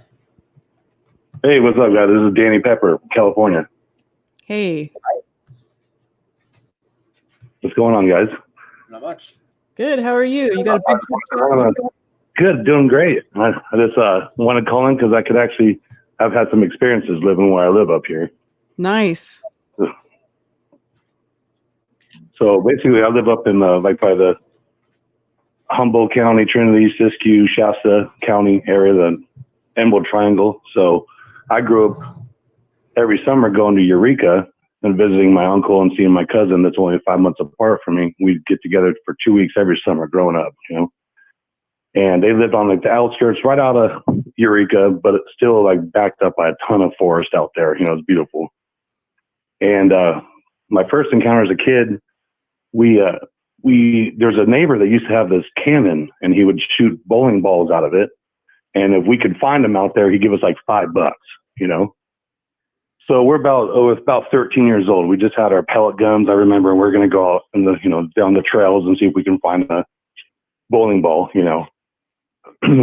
So we're walking down the trail. We get back not too far off, you know, you don't got to be that deep in the woods, you know, like you're saying. And, we're walking up on this trail. I remember a bunch of California quail underneath the bush off to the left. It was like went down a ravine, and then on the right side of us, there was a pretty big tree. And then the hill went up on that side, and we were walking on like a trail that split the ravine. And we were almost to the quail, I'm talking 15, 20 feet. And this thing jumps out. It was like it was hiding behind the tree. It jumps out like across the trail we're walking on, like if you were to dive into a pool. And I remember we smelled something because me and my cousin were walking up, and I looked at him. I'm like, who shit their pants, you know? And we were kind of laughing at it. And that's when we stopped laughing. We looked up, something jumped out, and it was between a bear or like a huge mountain lion, but like it was black. I'm thinking as a kid of Black Panther, but you don't have those over in Eureka, you know? And we turned around, I mean, right away, we were out, dude, gone. Like, I remember running just for my life and going, oh, I feel bad because I'm a big dude. I was like, I know I was going to beat my cousin, you know? I'm like, I felt bad for him, but I know he had me long distance, but I had him sprinting. So I remember that going through my mind going, fuck, he's either going to get him right now or he's going to get us across this ravine and I'm going to burn out, you know? And we were out, right? And so we get back, we were like, what the fuck was that? We couldn't process it, you know, like, what was that, you know? So like the next thing that happened was we went to sleep that night, and we're in the back room, and we wake up in the middle of the night. My cousin wakes me up. Something's in the back window, kind of like growling. And he's like, did you hear that, dude? I'm like, no. And then like right when I get up to get something, I hear a ruh. Like it took off and it ran off. We hear this big old like loud footsteps, doosh, doosh, you know, like taking off through the backyard. And I tell you what, I was too scared to pull back those curtains and look out that window, bro. Like, I didn't want to be face to face with something, but that was a trip. And then, you know, later on thinking about it now, I'm like, a bear or a lion, like, wouldn't come back and stalk us and come check on our window like later that night, you know? So that was my personal experience as a kid with one. Besides growing up around here, you can't get away with not hearing experiences. You know, my dad's had one, friends have had them, you know, stuff like that. So. Wow. You actually just reminded me of when I was sitting here when I had first moved in this house one night, and I was sitting here alone, and I thought I heard growling outside my front door. Now, yeah, I mean, scary. You know, we're 12, 13, dude. I remember having our pellet guns out there, and I just got them. I remember thinking, this is just gonna piss this thing off or whatever. This ain't gonna do shit. But I remember we stopped that. We didn't fall asleep for the rest of the night, just with our guns in our hands in our bedrooms, just scared, you know. But we didn't know, what the fuck it was. But it didn't try to harm us. And it tried to it's like almost like we startled it, and it tried to jump and like run away, you know. And we were out. I mean, we turned around 180 and we were gone. Like, I've never ran that fast in my life. That'd be me, bro. That'd be me. I'd be out. I don't care. I'm a coward when it comes to me facing. I was out, dude, to try like. Oh man! And then another probably recently within the last 4 years, not me personally, but I met one of my dad's friends right after he had an experience, and I got the emotion and the look on the face, like, you know what I mean, when the dude just got scared, you know. And he went up in the Trinities. He would go camping off this little spot off the river, you know. And he's like this construction worker, tough dude, you know, like his hands could pick up a burning pot in the campfire, you know what I mean? Like just one of those dudes.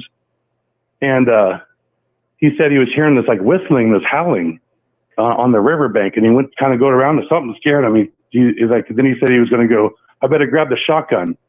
When he said that, he turned around, something threw a boulder. I'm talking, he said 200-300 pounds, like so big that threw it into the river, like towards him, and it splashed in the water, like be doing a cannonball into a pool, you know. He said it was huge, and he turned around grabbed his wife, jumped in her truck, burned out of there, dude, left all his camping gear, everything. He's like, I was out, dude. Like, so, and I'm looking at this guy, like, going, really? Like, you wouldn't imagine this guy, you know, and he's like, you see on his face, you know, he wasn't sticking around to figure out what this threw something 300-pound boulder into the river right next to him, you know? So that was pretty crazy. Wow. And where were these again? In California? But yeah, what's that? I said, where were these experiences again? In California?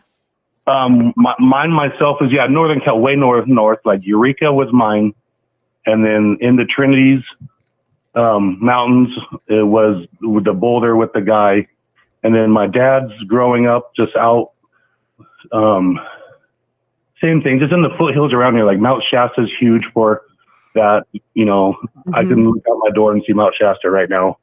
Like all the mountains up here, I can't drive 45 minutes to go into a town and they got Bigfoot themes. You know, I can have a Bigfoot burger at a place. You know what I mean? It's real popular up here. Yep. I know. That's actually where I grew up, is in California, but I never had any experiences there, which is weird because that's like a known area for it. But if you look up sighting maps, though, there's just as many, if not more, sightings here in the Appalachian area than there are in the Pacific Northwest. Yeah, the Sierra Nevadas are around. That's what I was wondering. You kind of answered some of the things. Like I was wondering if I came over where you were, if they would know that I hadn't seen one before or something. You know, it's just weird. I was thinking that, and you kind of answered that. Like if one knows, they all know. You know, and then I've had like my buddy's dad say like two other instances of just sightings. One was just on a fishing boat trolling down, like he cast out and he just saw one on the bank, like real peaceful. He even waved at the thing, you know, and it did nothing. And then another hunter saw one, but when he said he drew a gun on and went to shoot, and when he did, the thing disappeared. Like he said, it didn't just move, it vanished. Like you can't kill him. That's like we were saying, like, yeah, that's trippy, but those are just my buddy's friends, you know. Yeah, so those are the closest experiences I know of. Yeah, I'm a firm believer that you cannot kill a Bigfoot. No man can kill one. I don't think that's possible. I don't think we know how. And you know, knowing these stories, and then like I said, I'm a truther. I went deep into studying, you know, Bigfoot, not deep, but like looked into it for a while and figured more stuff out on him. When I read up more about him, what I read about him coincided with the stories I've heard. That, like I said, you almost can't avoid knowing about Bigfoot where I'm at, you know. Yes. Awesome. Cool. Well, anyway, I just want to call in. I'd love to. I can't talk on your chat because for some reason I'm blocked on there since that Owen thing. But I wanted to call in and say hi, show my love. I'm listening. What's your channel that's blocked? My name's Danny Pepper, but it happened It happened during when you were on. Owen was live during the Flat Earth conference. A bunch of trolls came in. I haven't been able to answer anything on your personal site since. Like I type it and just disappears. So, but you looked into it once and said I wasn't on the block list. So I don't know. I just took it as Google doesn't want me and you to talk. That's weird. Yeah, I thought I did look in there before and I didn't see your name in there, but I'll look in there again. Yeah, you can. I just mentioned, I'm into this topic and I would have loved to say a few things, but I'm like, I'll call in when I get a chance. It's all good. Yeah. Well, thanks for calling, and I'll check and see if you're still blocked, but I don't know what's up with that. I don't know. It's all good, guys. Thanks for the show. I'm sure there's other guys that want to call in, so I'll be listening. All right. Awesome. Thank you for calling. All right, guys. Have a good one. You too. Hang on a second. I just got to ban somebody from your chat, and then I'll turn the ringer on. Just like I said, guys, he'll come right back in with another account. Screw Tan and Chop. Don't let him in here. Just keep banning him. He made videos about me being a shill. We don't need that. All right, ringers are back on. 978-435-0006. Give us a call.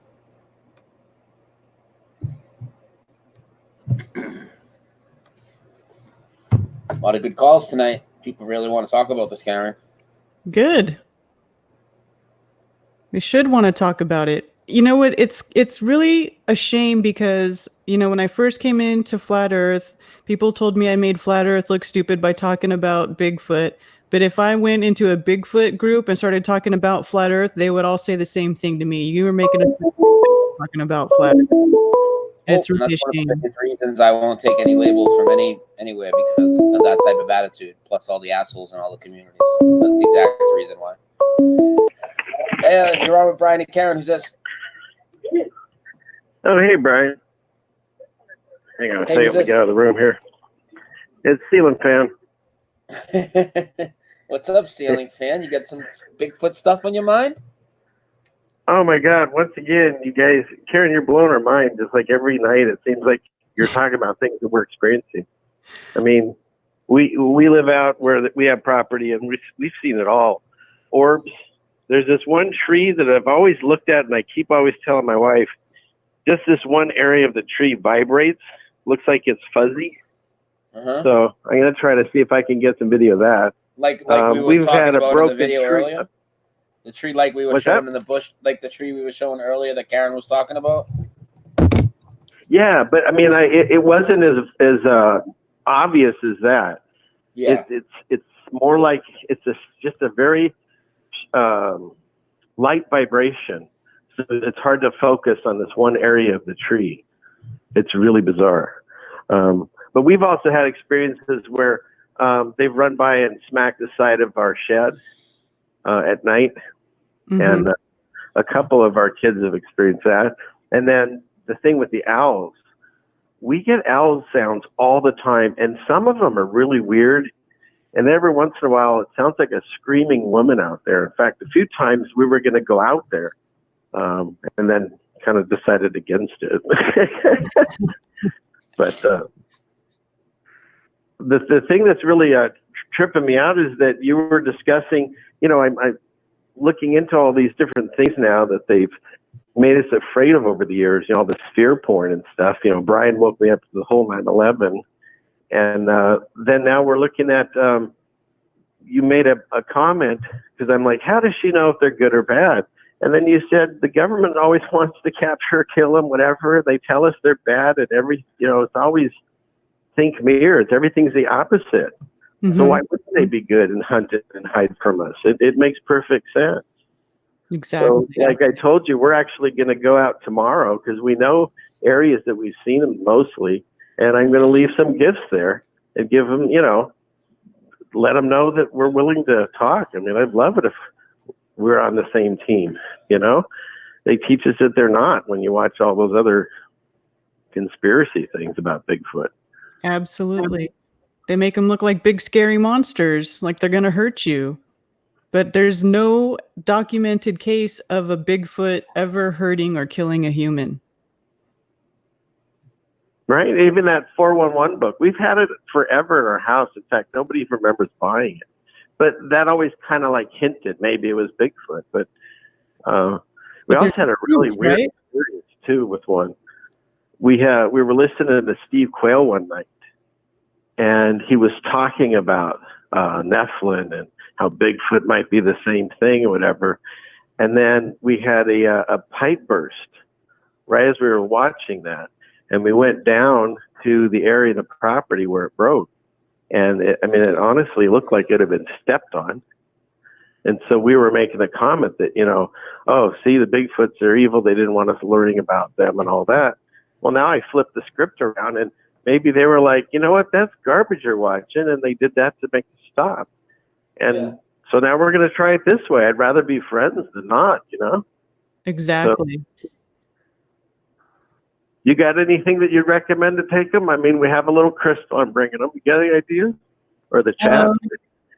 A lot of people say that they like baked goods because they can't bake. That's one thing that they can't do is get anything baked or made of bread. So. Okay. Bake Bigfoot some cookies. Right. Bigfoot fucking care package. I love it. Give them some cookies. Yeah. Some and you know what? Some Budweiser. We and some started Oreo farming. cookies. We started farming near there, and so I set up a game cam, and it was brand new. And I turned it on. The very first night, we saw a cat walk by in the infrared. It was awesome. And then it never worked after that. And the only things that we ever see on it is usually us walking down there and back. It never catches anything at night anymore. And so I was thinking what you said, maybe they have this use of electricity because I think they fried the infrared on it. It's never worked, and it was a brand new camera. Oh, wow. Yeah. Again, you keep freaking me out when you say things about, we've experienced the owls, we've seen orbs, we've seen all of that. Yeah, and one of my sons has actually seen it. That's where we're going to go to that tree to put the gifts so we can think of. And try to, I don't even know how do you communicate? I mean, do they speak Aramaic? I mean, what do they talk? Well, that's what, like, if you listen to some of those cat podcasts where people communicate, they say, if you go out there, and this one guy, he was saying that he waits until he actually feels the presence of them, and he just starts talking to them like they can hear him or like they're right there. And I've even done that in my woods. I've gone out there and I've actually just started talking. I mean, it's like I'm talking to myself, and I feel kind of weird doing it. But one time actually, when I talked about where I felt the vibration from my neck down, was a day when I was doing that. I was just talking to them. All right. Well, I'll definitely keep you posted on this. And then real quick, one last thing, Brian. So it's kind of to be careful what you wish for. My dad calls me last night and says, "Hey, do you know who Brian Staveley is?" I'm like, "Yeah, that's actually the guy I was just talking to about you guys." And now they're watching that stream that I talked about them. So Which stream? He did mention you curse a lot. So, my mom's listening now. So, cool it just a little on Karen's channel at least. Anyway. That's funny. Everybody's listening. I love it. It's about friggin' time. Yeah. It's happening, man. It's really, people are waking up. Yeah. And that mouse on the SpaceX, I showed it to one of my kids, and he wasn't ready to accept it, but I showed it to my mother-in-law. Boom, she hit it immediately. She's like, "Oh, come on, it's a mouse. I mean, how do you not see it's a mouse?" Yeah. It's ridiculous. They mock us. They just mock us. They think we're just completely stupid. Like, oh, it's a mouse, but what does it matter? You said they asked you if you knew who I was. Well, how did they randomly find me? I mean, you must have sent them a video or something. Like, how'd that work out? No, this is a trippy thing. So I did show them videos, okay, but my mom said that she got something on her news feed that was a video I'd never even watched. And it was about how, I think it was Taboo Conspiracy 2, and it was a video about how humpback whales prove flat Earth. Mm-hmm. And she accused me of sending it to her, and I haven't even seen this video. So I don't know. You know how our electronics all seem to kind of like start connecting to things that happen in our life. So, but she sent it to me, and then of course, I guess I've sent them videos, so now they're locked in, so they see your name and Karen's now too. So nice. But yeah, awesome. All right. Well, great talking to you guys. We'll love the show. Keep listening. So thanks again. Yeah, great. Thank you for calling. You bet. Okay. Have a good night. You too. You get some couple of huge super chats there too. That's awesome. Yeah, I'm glad you guys are liking this. It makes me happy that you guys are liking this. Never knew I'd be interested in this topic, especially with all the other chaos going through my brain 24/7. But this is a great and much needed break from the rest of the BS from Lieutenant 1111. Thank you, sir. All free people, free people. Pacific Northwest loves Bigfoot. Thank you for that. You guys are awesome.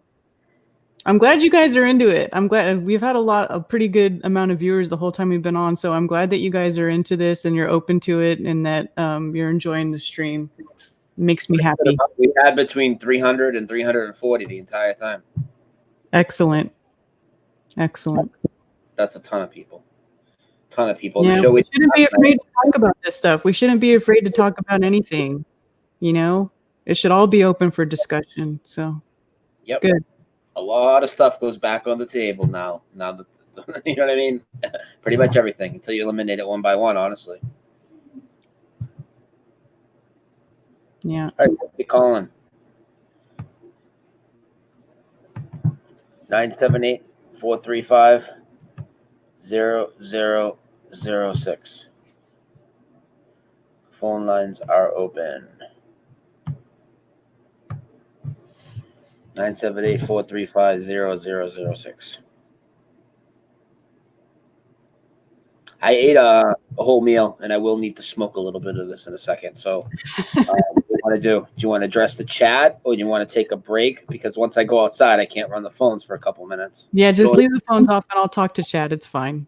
I'm too happy here talking about this stuff. I don't want to go anywhere. yeah, people are engaged, and everybody in the chat will have some questions. We'll mix it up. So, talk to the chat. I'll be back in 5 minutes, and then we'll do the phones again. All right. Zal Moxa says this is an important piece of the puzzle we're looking for. I agree. So Jeff says Bigfoot may be real, but it doesn't directly affect us like other stuff. I disagree with that. I think it affects us greatly, just as much as flat Earth, in fact. Patricia Steer. Hey, what's up, Patricia? Karen B, remember when you were on my old show and you and I got trashed with multiple hit piece videos because you dared mention Bigfoot? Yes. We actually talked a lot about Bigfoot when I was on your show, Patricia. I remember that. We talked about it quite a bit. And yeah, that's when all the Bigfoot jokes started coming in about me. But it's okay. I don't care. Whatever. It says more about them than it does about us, right, Patricia? BF belief is 50-50 in most crowds, methinks. Michael J. Smith. Maybe. I don't know.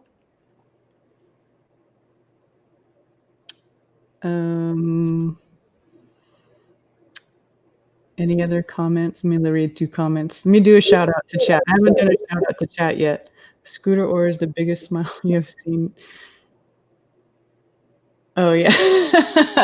Have I been smiling a lot? Maybe, because I like talking about this stuff, because this is I really believe that this is a huge piece of the puzzle and that we could learn a lot from this. And I like that other people are getting into it, and I like that people are open to it, because the more of us that are into it and the more of us that are open to it, the bigger line of communication there is between us and them. So let me do a shout out. Aisling717, Cammy. Bigfoot loves Cammy. Oh my goodness. Sandra Woods, love you, Karen. Love you too. Thank you. Ping-a-ling-ding. I've always found it strange that people get offended by Bigfoot, right? Oxbow's Spirit, Peter Birdsall, Doug Nordley, Fast Pace 33, Fast Teddy Flat Ted, Musicians for Truth, Cuz of a Kaz, I Am High Degree, Quaalude Charlie, Apple Pie Plane, Robbie Turbo, Lunderground's here, Dank, Adrian Quintana, Carla Redpill, Message in a Bottle, Doc Michael, The Truth Seeker 69, Zalmoxis, Green Queen. Do you guys ever sleep? No sleep on Flat Earth. Are you kidding me? Scooter Orr, All People Free People. Kirsten Springer, been here the whole time. Thank you for joining the stream, my dear. Who else is here? Jeff Ducci?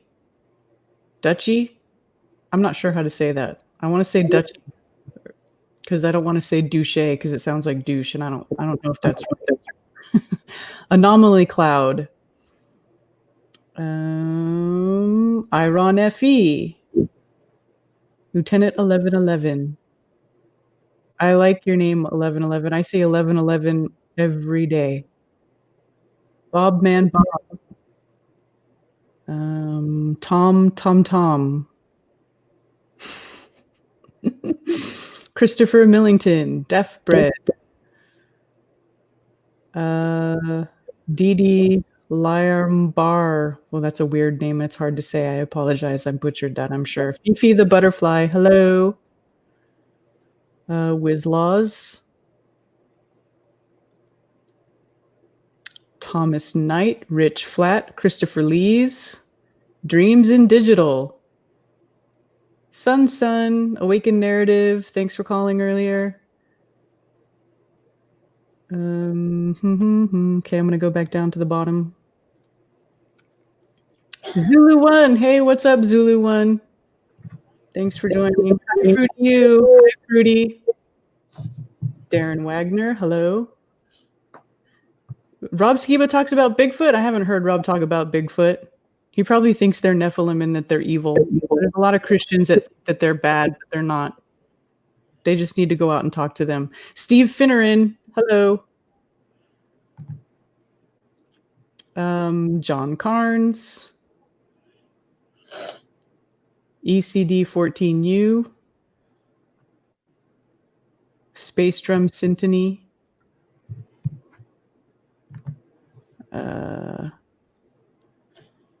Josh from Oregon. You are smiling a lot. You can tell you're happy doing the show. It's good. Yeah, it's great. This is You've good. been glowing all night. Yeah, we love the Bears. Bears are welcome here. Phones are open, by the way, guys. As Karen can continue the shout outs, but the phones are open so you guys can start calling. I think I shouted most people out. Wise Up. I don't think I said that. Surfer Not. Cool name. Pierre Jutras. Chris from Indiana. Thanks for calling earlier. Good Vibes and Good Flower 420 NJ. I feel like I've waited my whole life for this stream. Love it. Makes me happy. I've been into Bigfoot for at least 20 years now. Thank you. Awesome. Yeah, right? Oh, that's an awesome comment. Fair Bear. Robert Owens. Hello.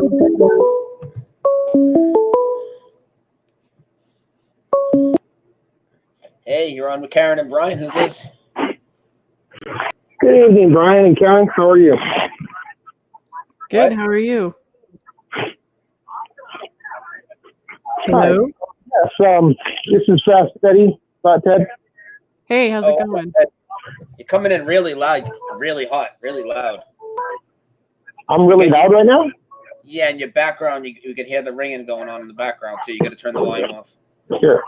Hold on a second. Let me turn down my everything. Let me turn down my everything. How about now? Am I okay? Yeah. Yeah, you're on the headset.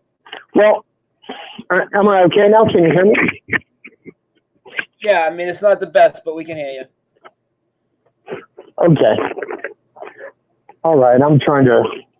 Okay, I have it. Okay. All right. I haven't seen any Bigfoot or any of that sort of thing, but first time I ever heard about it, I was a little kid and living in Northern California. That was like one of the things that stuck with me because of the first footage back then. The what is it called? The Gimler footage photographs. Patterson Gimlin film. Yes.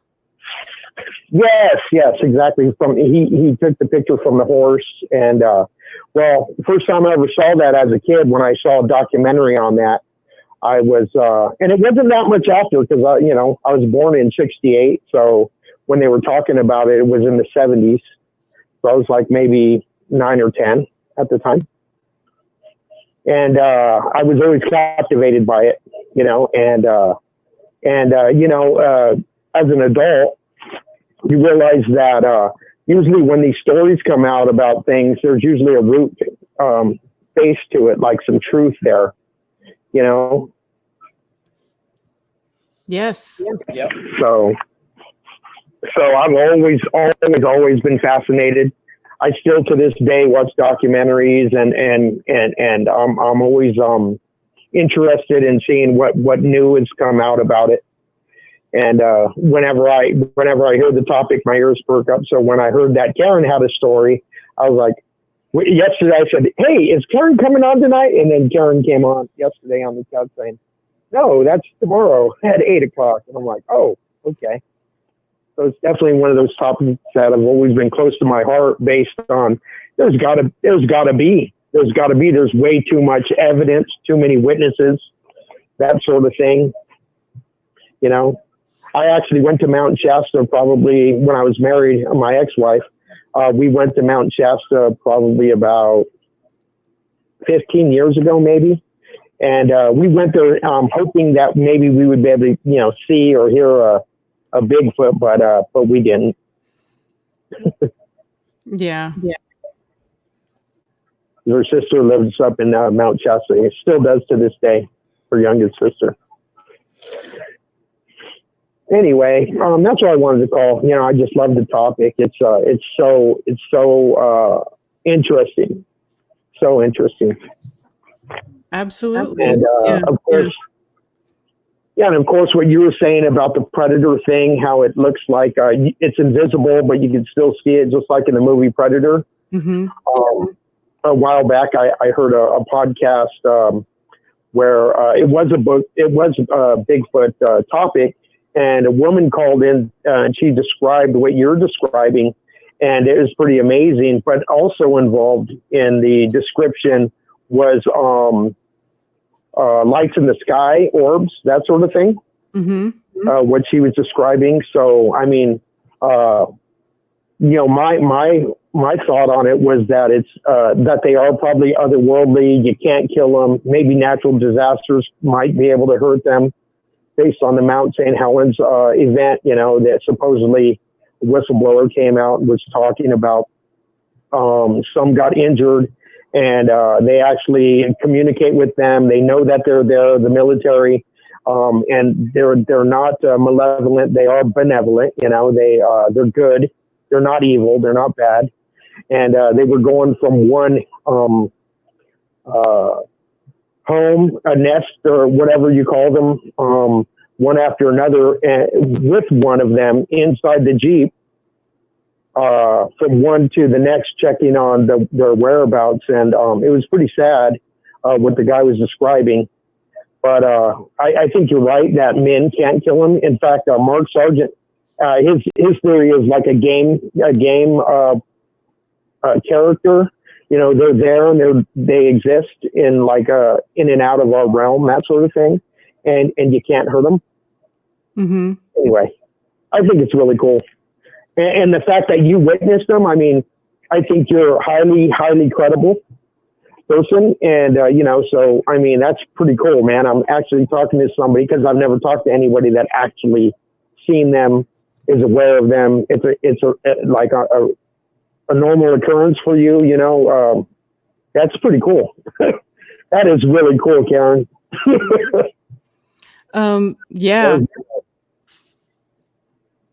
Yeah, thank you. I appreciate you saying that. And yeah, it's I totally lost my train of thought. But yeah, I have seen them, and it's a trip. It's a trip to see them. It's definitely a trip. And once you learn how to spot them, you'll see them more. Oh yeah, that's right. I wanted to touch on that. Of course, you've heard of David Paulides, the 411 missing thing. He said exactly what you just said right now. He said, once you know what to look for, and say like you go to a wooded area, it doesn't have to be deep, like you're saying. He said, once you know what to look for, and he says, and they definitely know you're there when you're coming. He says, you can spot them. You can actually spot them. So he's verified also that they're a real thing. They're a real creature, you know. What they are, no one knows, you know. I mean, so anyway. Yeah, he goes in depth on the Bigfoot stuff, you know, because he's done a lot of research on that. You've heard of that, right? The David Paulides 411 missing. Yeah. But he thinks that they kidnap people, but there's really no evidence for that. I don't think that Bigfoot is responsible for missing people. Right. Yeah. That's what it's based on. His books are based on the abductions, how many people are actually going missing every year in these state parks, and how the state parks are covering them up and all that sort of thing. If you've read any of his stuff or heard any of his seminars, it is pretty much, but there's no telling what's actually taking these people. I mean, him pointing at Bigfoot as being responsible for it, it's not necessarily accurate. Something's doing it, but it doesn't necessarily mean Bigfoot's doing it. Exactly. And I think there are other things too in the realm, like those other cryptids that are, hold on, that people report seeing. They could be the ones doing it, and you never know. But there's not very much known about those other things that people report seeing. So. Mm-hmm. Yeah, there could be good, there could be bad. Like somebody was just on talking about different tribes. Obviously, tribes throughout history, human tribes, there's good tribes and there's bad tribes, you know? You can't go into the jungles of Brazil and 100% guarantee that you're going to come out alive, because there's tribes in there that eat people. So there you have it. There's that, right? Right. And those are just other humans. So it doesn't necessarily mean Bigfoot's responsible for these missing people year after year or that sort of thing. It is staggering the amount of people that go missing in these like Yosemite or Yellowstone. Yeah, there's all kinds of missing people, and then no one knows about it except obviously the families. Anyway, I appreciate it. It's really good. It's really great listening to what you guys are talking about. I've enjoyed it. I've been listening to it since you guys came on, and for me, it was just after work, so it's perfect. You know, here it was 5 o'clock in California, Sacramento. Yeah, awesome. Very cool. Anyway, hey, you guys have a good night. Oh, the last thing I want to say is the term Nephilim. It's a derogatory term if that's what people are putting towards Bigfoot, because the Nephilim, that doesn't even exist anymore. It was something that existed pre-Noah's flood, the flood of the world type thing, So I don't know why people keep saying that Nephilim, because that's actually the middle generation. First it was the giants, then their offspring was the Nephilim. Then their offspring was what's called the Eliud, which is the mixture of animals, angels, human, hybrid type thing. So if anything, it would be the Eliud, but that I don't think so either. I've researched a lot of that stuff. So yeah, I think people need to stop saying the Nephilim thing, because that doesn't even come into play. Yeah, I think people are just trying to look for an explanation that is inside their scope of knowledge already. So I think that's why they try to apply that, rather than, because a lot of people, they're not comfortable saying, I don't know what something is, and we truly don't know what they are 100%. And that's another reason why it's good to try to open up that line of communication, because they're the ones who can tell us what they are and where they're from. Right. And what Brian said earlier is like you box yourself in when you're just so stuck on it has to be this. There's no other explanation. Yes, there's other explanations. We just don't know it. Mm-hmm. But people, just like Brian says, don't box yourself in. Don't stay in one lane. Branch off. Yep. I agree with that 100%. That's why I'm all over the map, just like any good skeptic or researcher. You go where the truth leads you. It doesn't matter where it leads you. You just go, Exactly. And you learn what you learn, along the way. Yep. Exactly. I don't understand the one topic guys and the one topic girls. It's just they're so narrow minded. It's just like they're not any better off than being asleep, honestly. Right. I was listening to that guy talking about Billy Shears. His whole life is based around the guy that took over for Paul McCartney. And that's all he talks about. It's like, get over it, dude. The only Paul McCartney I've ever known is Billy Shears. And who cares? That's what he was there before I was even born. As far as I'm concerned, he is Paul McCartney. But that's just my opinion. Well, if you're talking about Mike, he talks about some other stuff too. I like Mike a lot. He talks about everything. But you know what I'm talking about. He's just really on that Billy Shears thing, right? Yeah, but it's good because I learned a lot when I listened to him. I learned a lot. A lot of things I didn't know, and I think it's cool. But as far as I'm concerned, though, it's like Paul McCartney's Paul McCartney, whether he's Billy Shears or not doesn't make a difference. He was there. He came around in 65 or 6, took over for Paul McCartney when he supposedly died in a car crash. And it's like, but that's the only one I've ever known. So what difference does it make, right? For me anyway, right? See, there you go. There's another subject, right? I'm not staying in the same lane. It's like you go all over, whatever just, checking out, smell the roses, man. Don't stay in the same lane. Anyway, it's really great. All right. You guys have a good night. Thanks for letting me call in. I appreciate it. All right. Have a good night. All right. Bye. Bye. Yeah, well, that's Mike's passion, but he talks about a lot of other stuff. He does talk about a lot of stuff. Actually, yeah, Sage of Quay was one of the channels that I started watching first as far as like truther channels or, fringe topic channels. That was one of the first ones that I watched because he talked about a bunch of different things and I just wanted to hear about all of it. I wanted to hear all about all of it. Yeah, like Patricia said, maybe she's talking about a different other fall research. I just don't know any of the other ones really, I don't know. Yeah, I don't know. Yeah, but I did a Mandela Effect show. Mike interviewed me on his channel on the Sage of Quay for a Mandela Effect interview. And then I had him over here and we did a whole Flat Earth / Beatles Paul McCartney show. And we were, that was one of my best shows. That show was awesome. Mm-hmm. On soon. He's got he said you were going to go on his show. He wanted to interview you soon. I remember he said that. Remember I told you that.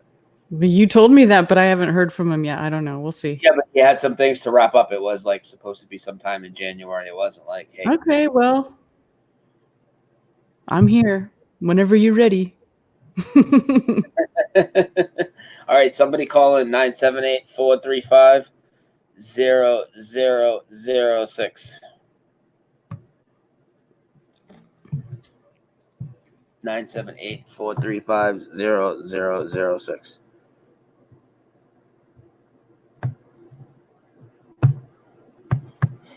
Give me a ring, ding dong. Anybody want to call in? Anybody have any questions in the chat? I'll quickly plug in. Go ahead. Look at the chat. Guys, I got so tomorrow at around 11 a.m. or at noon, I will premiere the brand new interview I just gave today, Mandela Effect interview. It was a really good one. And then we got into 9/11 a bit at the end as well. So that's brand new. We'll do that with the live chat tomorrow. And Saturday morning at 10 a.m., Robin, Lifting the Lid, I'll be interviewing him on his personal awakening. So that's what I got planned.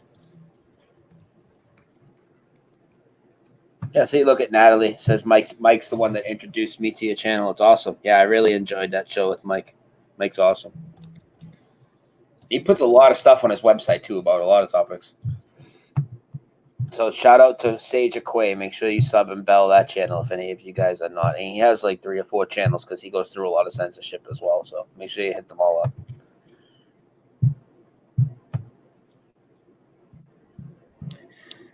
Outcast, Happy New Year. Love is a Bigfoot, red pill, technically a suppository. I mean, it is a big pill. That's funny. I can laugh at that.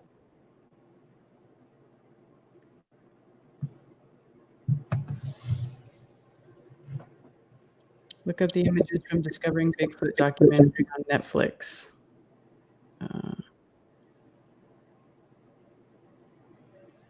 Does it seem to you that Remy can always see BF or dogs in general? Yeah, I think he sees it or senses it.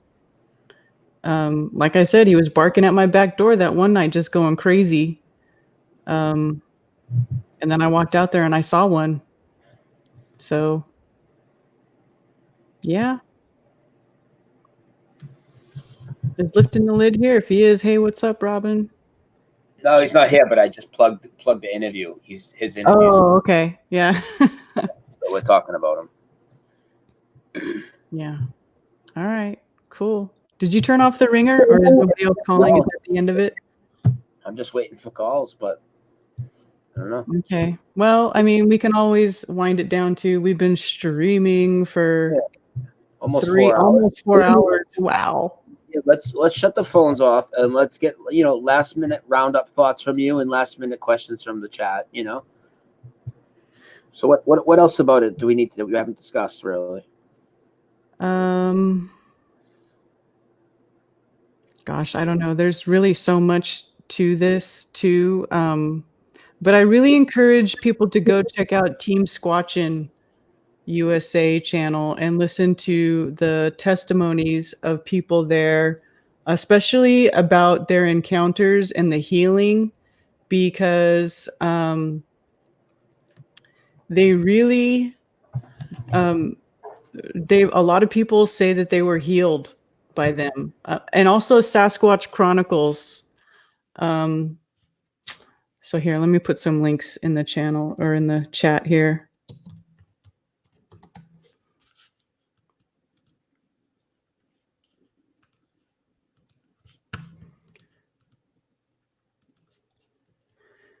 So Team Squatchin USA, this is the guy who researches and they have a really big open discussion. They habituate with the clan. They talk about everything, all of their abilities. Now, this guy, obviously he's not a flat earther. He's, not going to discuss that stuff. But as far as like his Bigfoot research, it's pretty solid. So that's one of the best channels I recommend. And then also to listen to podcasts and stuff about people's stories and their accounts. This is a really good channel right here, Sasquatch Chronicles. Has there been any information given to people about the nature of reality? Not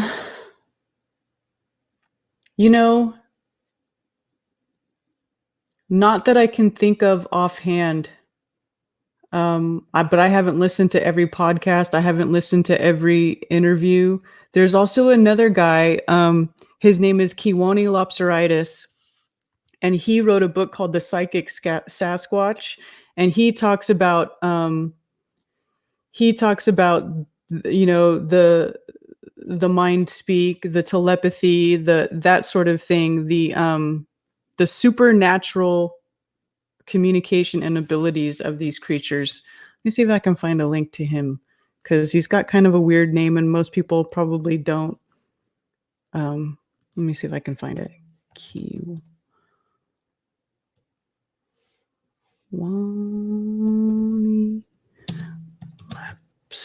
When you ask what time Robin's show is tomorrow, I think it's usually at like either 11 a.m. or noon our time over here on the East Coast. Maybe noon, maybe 11 a.m. Start looking around that time. Here's a playlist of Kiwani Lopseritis. And this guy, he's like Native American, but he has had a lot of interactions with them too. And you can watch some really cool interviews from him about the forest people. So yeah. Cheers, Quaalude Charlie. All right. Well, I mean, if we're out of here, I guess we're out of here. I'm ready. I'm ready to crash. Yeah, I was gonna say you probably are ready to get off the computer. I really don't feel that well. So I know you don't. You've been a trooper though. You stuck out for almost 4 hours, so thank you.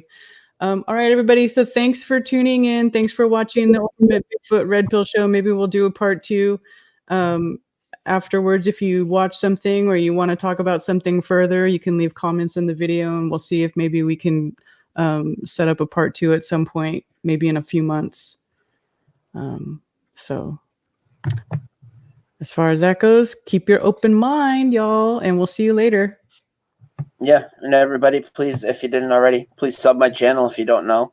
And me and Karen do a ton of shows over there as well. So make sure you sub and bell, and the mods will help out with the link in the chat. And our links are in the show description, our emails, our YouTube channels, and D-Lives, and all that stuff for both me and Karen are there. And guys, I will see you guys in about 12 hours with a brand new Mandela Effect interview that I gave today that I think you guys will really enjoy.